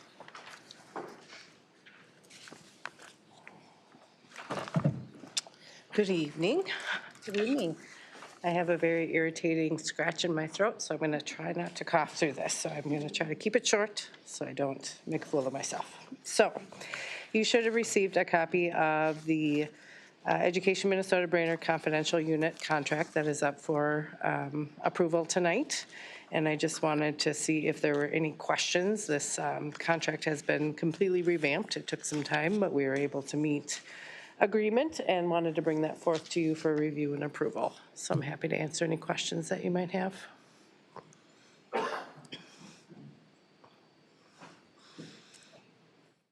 Where did we get it? Did you get it?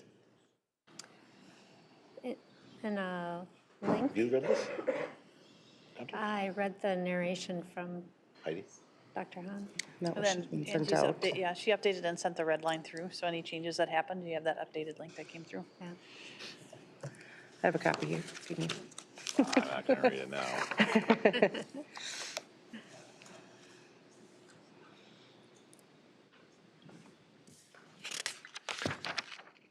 Dr. Hunt, is this the stuff we talked about this afternoon where there was the one person and now there's like 3 people or whatever? So it's taken time because it's been a unit that's been evolving, so the units had to come together, so there's members of our unit back there. So when you look at bringing everything up to date, that's what looks, so it's taken, it took a while. Took a while.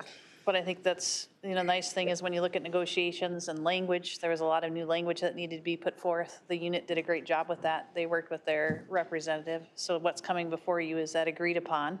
So they've voted in agreement with the district. That's why we're presenting this contract for you for ratification.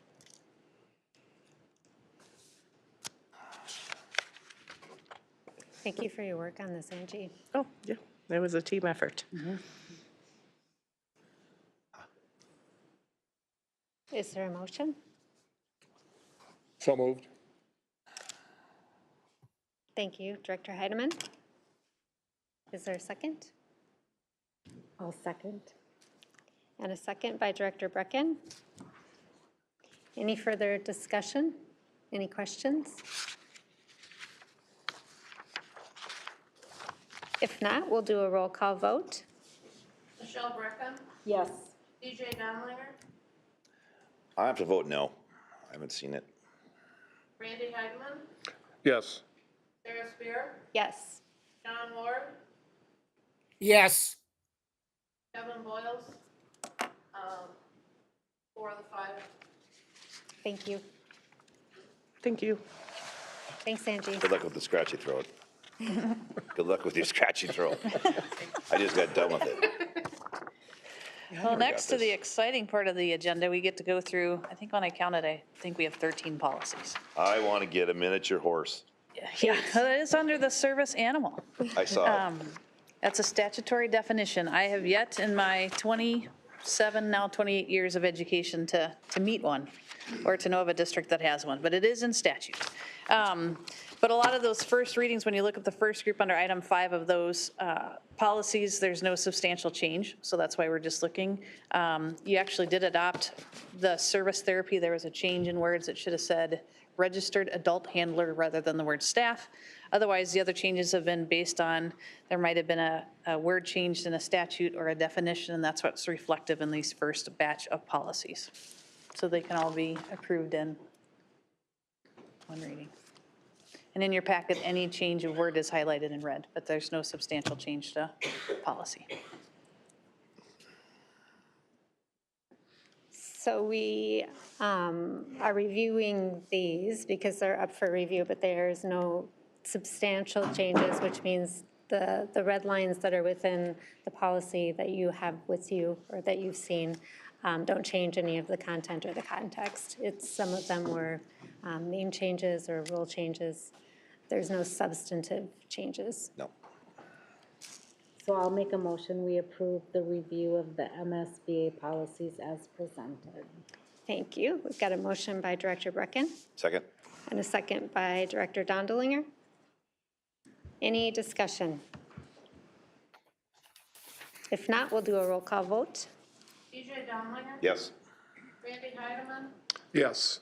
Sarah Spear, Yes. John Ward, Yes. Kevin Boyles, Michelle Brecken, Yes. all present in favor. Thank you, Janet. All right, up next, we've got the first reading of a bunch of policies here. So again, when we look at a first reading, these are some policies that have had some more substantial change or some organizations. So I'll address 202, and then if Candace wants to do 414, 415. And 202, what happened with school board officers, what we added in policy is the definition of what that officer is. So it's not just a red line, scratch out, change a word. We actually put in a paragraph of what the definition of that officer is. So that's a substantial change to 202. Because it's substantial, we recommend 2 readings prior to approval. And I can connect on 414 and 414.1 and 415. So those 3 are all about mandated reporting. So we are all, as school district employees, school board members, we are all mandated reporters. And those just provide some definition updates as definitions have changed in statute. And then there's a new form from MDE that we have to use anytime we have to do a confidential student maltreatment reporting form. So it would just be an update to that form. Thank you. Doesn't really change the business we're doing, just how we do some of that business and reporting. Motion. We've got a motion. Second. A motion from Director Dondelinger and a second from Director Ward. Any questions, discussion? If not, we'll do a roll call vote. Randy Heidemann, Yes. Sarah Spear, Yes. John Ward, Yes. Kevin Boyles, Michelle Brecken, Yes. DJ Dowlinger, Yes. 5 to 6 in favor. Thank you. Thank you, Candace. All right, up next, we've got the second and final reading of 3 policies, actually, 2 policies. Yeah. I'm gonna read. Try your luck I'm again. back. Yep. Oh, no, here it goes. I can feel it already. No changes since last time we met about these 2 policies. There were no recommended changes when I first presented. So this is just the second and final reading of harassment and violence in drug-free workplace, drug-free school. Thank you, Angie. I do have a question. And I know this is the third and final reading, right?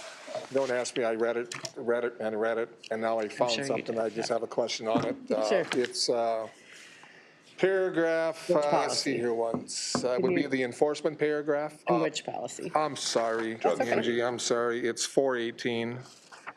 Okay. 418, paragraph 3 under the enforcement. Currently, it reads, a student who violates the terms of this policy shall be subject to discipline in accordance with the school district's discipline policy.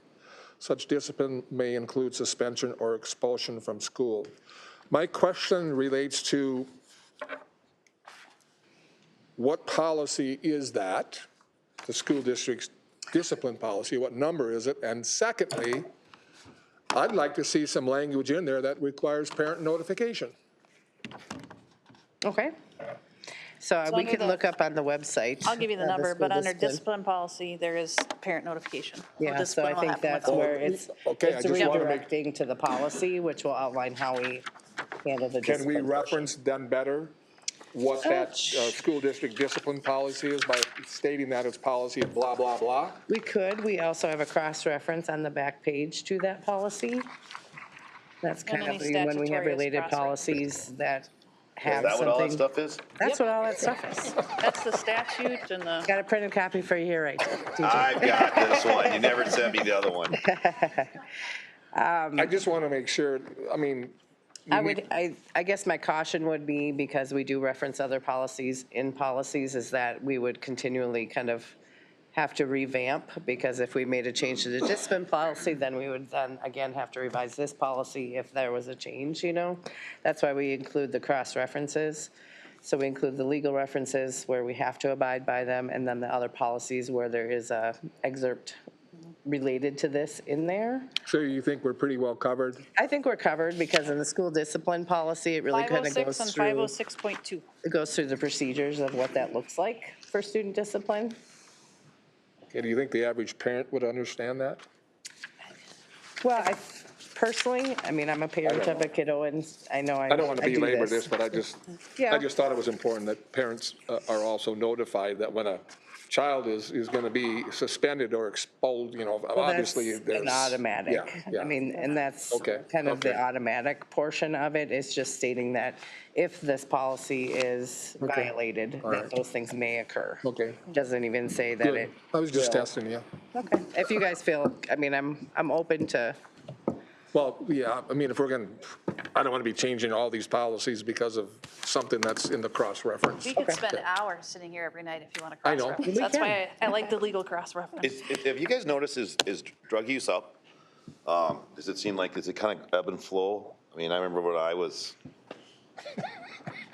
The bus was like, you couldn't see the front, you know, from Franklin to the high school, like, Now we have- holy smoly.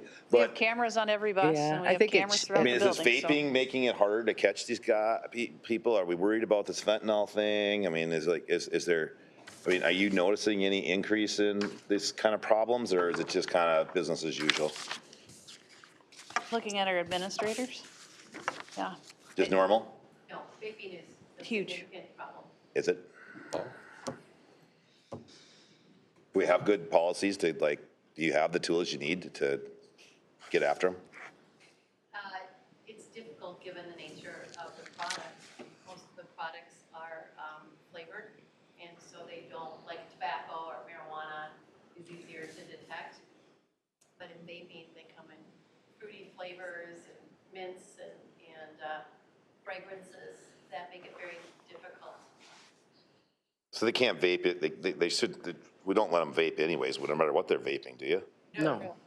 And we do catch quite a few, but again, in protected areas, like bathrooms and locker rooms and places where they want to hide, it makes it really challenging. And it's difficult because, at times, it starts very young, in the middle school. and it's quick. That's the And thing it's about it. very quick. It's very quick. No longer, smoking, you had to pull it out and had to get the lighter, and vaping's a very quick process. Yeah, I noticed at Forest View when I was there working, and every once in a while you'd catch an odor. Not very often, but. Yeah. All right, thank you, Angie. thank you. Do we need a motion? We need a motion. You do. Okay. About harassment Make a and motion? violence. I'll and make a drug- motion. RJ's making a motion. All right, Director Heidemann, thank you, and a second. I'll second. Director Brecken, thank you. You're a doctor. We've got a motion and a second. Any further discussion? If not, we'll do a roll call vote. Lawrence Beer, Yes. John Ward, Yes. Kevin Boyle, Michelle Brecker, Yes. TJ Dowling, Yes.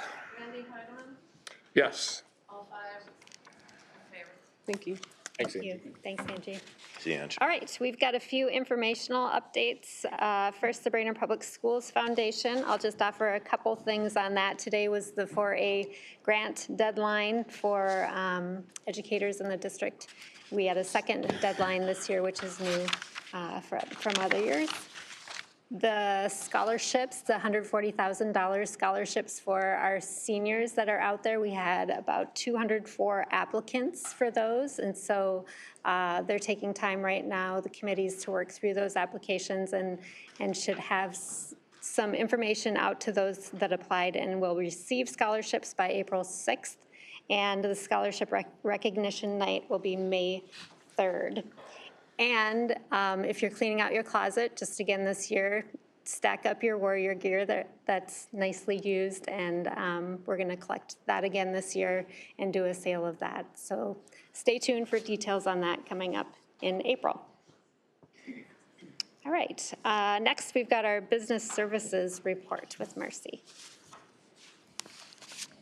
So in your board packet is the enrollment report. We are down 102 students, K through 12, from the beginning of the school year. When I look at the last 4 years, the average, we're down 82, so we are up. However, when we look at the projections of beginning of the year to the end of the year, we normally average around 97%. So if we do 97% of the 6,000, we will end the year at 5,864, which is 8 above our budget. So it is trending a little bit higher, but we will remain within budget if we trend the same way we have in the past. Also in your pack. Can I add to that? So Yeah. in your last board update too, I sent you data that shows, so when we say up, down, you guys had that data that, I think we did it mid-February, we'll do it, but you'll, the in-out data. So you can look at where our kids are coming in from and where they're going out to. And you're gonna see we very much are like the suburban, if you think of suburban districts, we have a lot of movement that's occurring across from moving in from out of state, moving within the state. Sometimes we think they're just going locally. That's not necessarily the case for the largest number of our students. So we'll try to keep updating that in-out numbers for you. Do these numbers include online learning? So you're talking Brainerd Online Yeah, School? Brainerd. Yes. Okay, cool. Thanks, Marcy. Yeah. And then also in your packet is the financial report. The only thing to note that community service fund compared to last year is up 5%. Again, if we look at pre-pandemic levels, it's within 2%. So we're tracking fine there. And I just want to point out on there that Fund 45, that is the OPEB trust fund that Jill, we were talking about. That is the account that we monthly have expenses rolling through for healthcare, and then we'll do a draw at the end of the year for the implicit rate or the implicit subsidy as well. And then just a real quick, the universal meals was brought up, the session update that did pass, and then they have a proposal to change the compensatory formula. So the compensatory revenue would stay the same for next year. However, after that, it would be based on our direct certifications, and I'm working on trying to figure out what that number is. So more to come. So let me get this straight. What you're saying is they passed the universal meals, and so we're gonna have to feed more kids, and they're not gonna pay us any more money. So they will be reimbursing us rather than. Oh, like they have been during COVID. Exactly. Okay, got it. Well, at least we're not going backwards. Yeah. Do they reimburse for kids that don't eat lunch? If we Let's say cannot, some kids, they bring their meals from home because their mom and dad feel they're more nutritious. We're going to get paid for that, right? no, we have to. We have to report to them how many kids are actually eating then? Correct. Cool. Oh, Marcy, Madam Chair, Yes, go ahead, Director Ward. Marcy, wasn't $400 million out of the budget applied towards universal meals, 200,000 for 23, 24, and 200 million, not thousand, 400 million, 200 million each year of the biennium? I don't know the exact number. I just know that universal meals passed. So it is happening next year. And his estimates. No, but are you talking Governor Walls's budget, Director Ward? Yes, yes. That's kind of the carve out that they've put forth, yes. Okay. Dr. Hahn is confirming that, yes. Okay, yep. Thanks. Thank you. Thank you. Thank you, Marcy. Thanks, Marcy. All right, and the superintendent's report, Dr. Hahn. I think what's been fun about this board meeting and all the things that have come before the board, it shows how complex the system really is when it comes to educating students. So I get excited about meeting our littles. We talk about, we start working with some kids as early as when they're a day or two old. So our little baby warriors, all the way to getting them through graduation day. And it takes hundreds of dedicated staff and a community to do that for our students. So that's what's been fun tonight. So I'm really grateful for the expertise of the business manager and the food service and HR and buildings and grounds and all the facets that go into educating our kids. So thank you. Talking about career pathways, the one thing I want to highlight about that too. So, we've had the Bridges Academy, which is allowed 11. We're expanding from 11 to 23 by going with the Warrior Pathways. So I think that's super exciting. We talk about what are we doing to get kids college and career ready. Last week, that Friday before spring break, our career day, was that Thursday or Friday? Friday. There were over 200 careers that our sophomores and juniors were exposed to, and they were careers that were locally here. And so I'm very grateful for the partnership in our community that came forth with President Harris Charlier and Matt Killian from our chamber. It took 250 volunteers to expose our kids, and it was a pretty fun day to see. And I think a lot of our kids didn't realize what's available right here. So that exposure keeps happening. I'm very grateful and thankful to our local law enforcement. It was super fun Saturday to stand on the corner of BHS and watch our Brainerd Police and our fire department come through as they escorted our adaptive floor hockey team into town with their state championship. So again, it was really neat for our students to feel that, and just the community that wraps their arms around that. Our APAC committee that presented, there's a lot of community involvement in that too. We talked about our staff and our students, but I'm grateful to the community members that stepped forward. And then last but not least, which is taking lots of time in our world, is strategic planning. We've had 17 in-person listening sessions, 3 virtual. They're going to do 2 more, but they're going to focus on students and kind of support staff as they come forward. The staff survey, there was a survey that went out to all staff, that closed. The community survey is out right now. It's on our website, so there's a link so people who couldn't come to listening sessions, the same questions are asked in the survey. So that's on there. That survey closes on Wednesday. And then this coming Friday, there's people who've been stepping forward to say, yes, I'm willing to put in more time and be part of those community stakeholders. Partner Ed is gathering those names, and their goal is the week of the 27th, they'll be notifying committee members. We've divided that committee out to be include community members, business owners, parents, and we're looking all the way from early childhood to transition age. We have our staff members involved, students. So if there's more people, let's say we had 10 staff showed up or signed up to do it and we only need 6, Partner Ed's going to randomly select, and we'll put those members forward. So the week of the 27th, those committee members will be notified, and those committee meetings start happening on April 11th. So we're in full swing. So there's lots of data right now that they are sifting through from all the listening sessions. Great. So Good that's what I have. engagement. Thank you. Yeah, it's been great to see all the engagement from the community and within our schools too. It's awesome.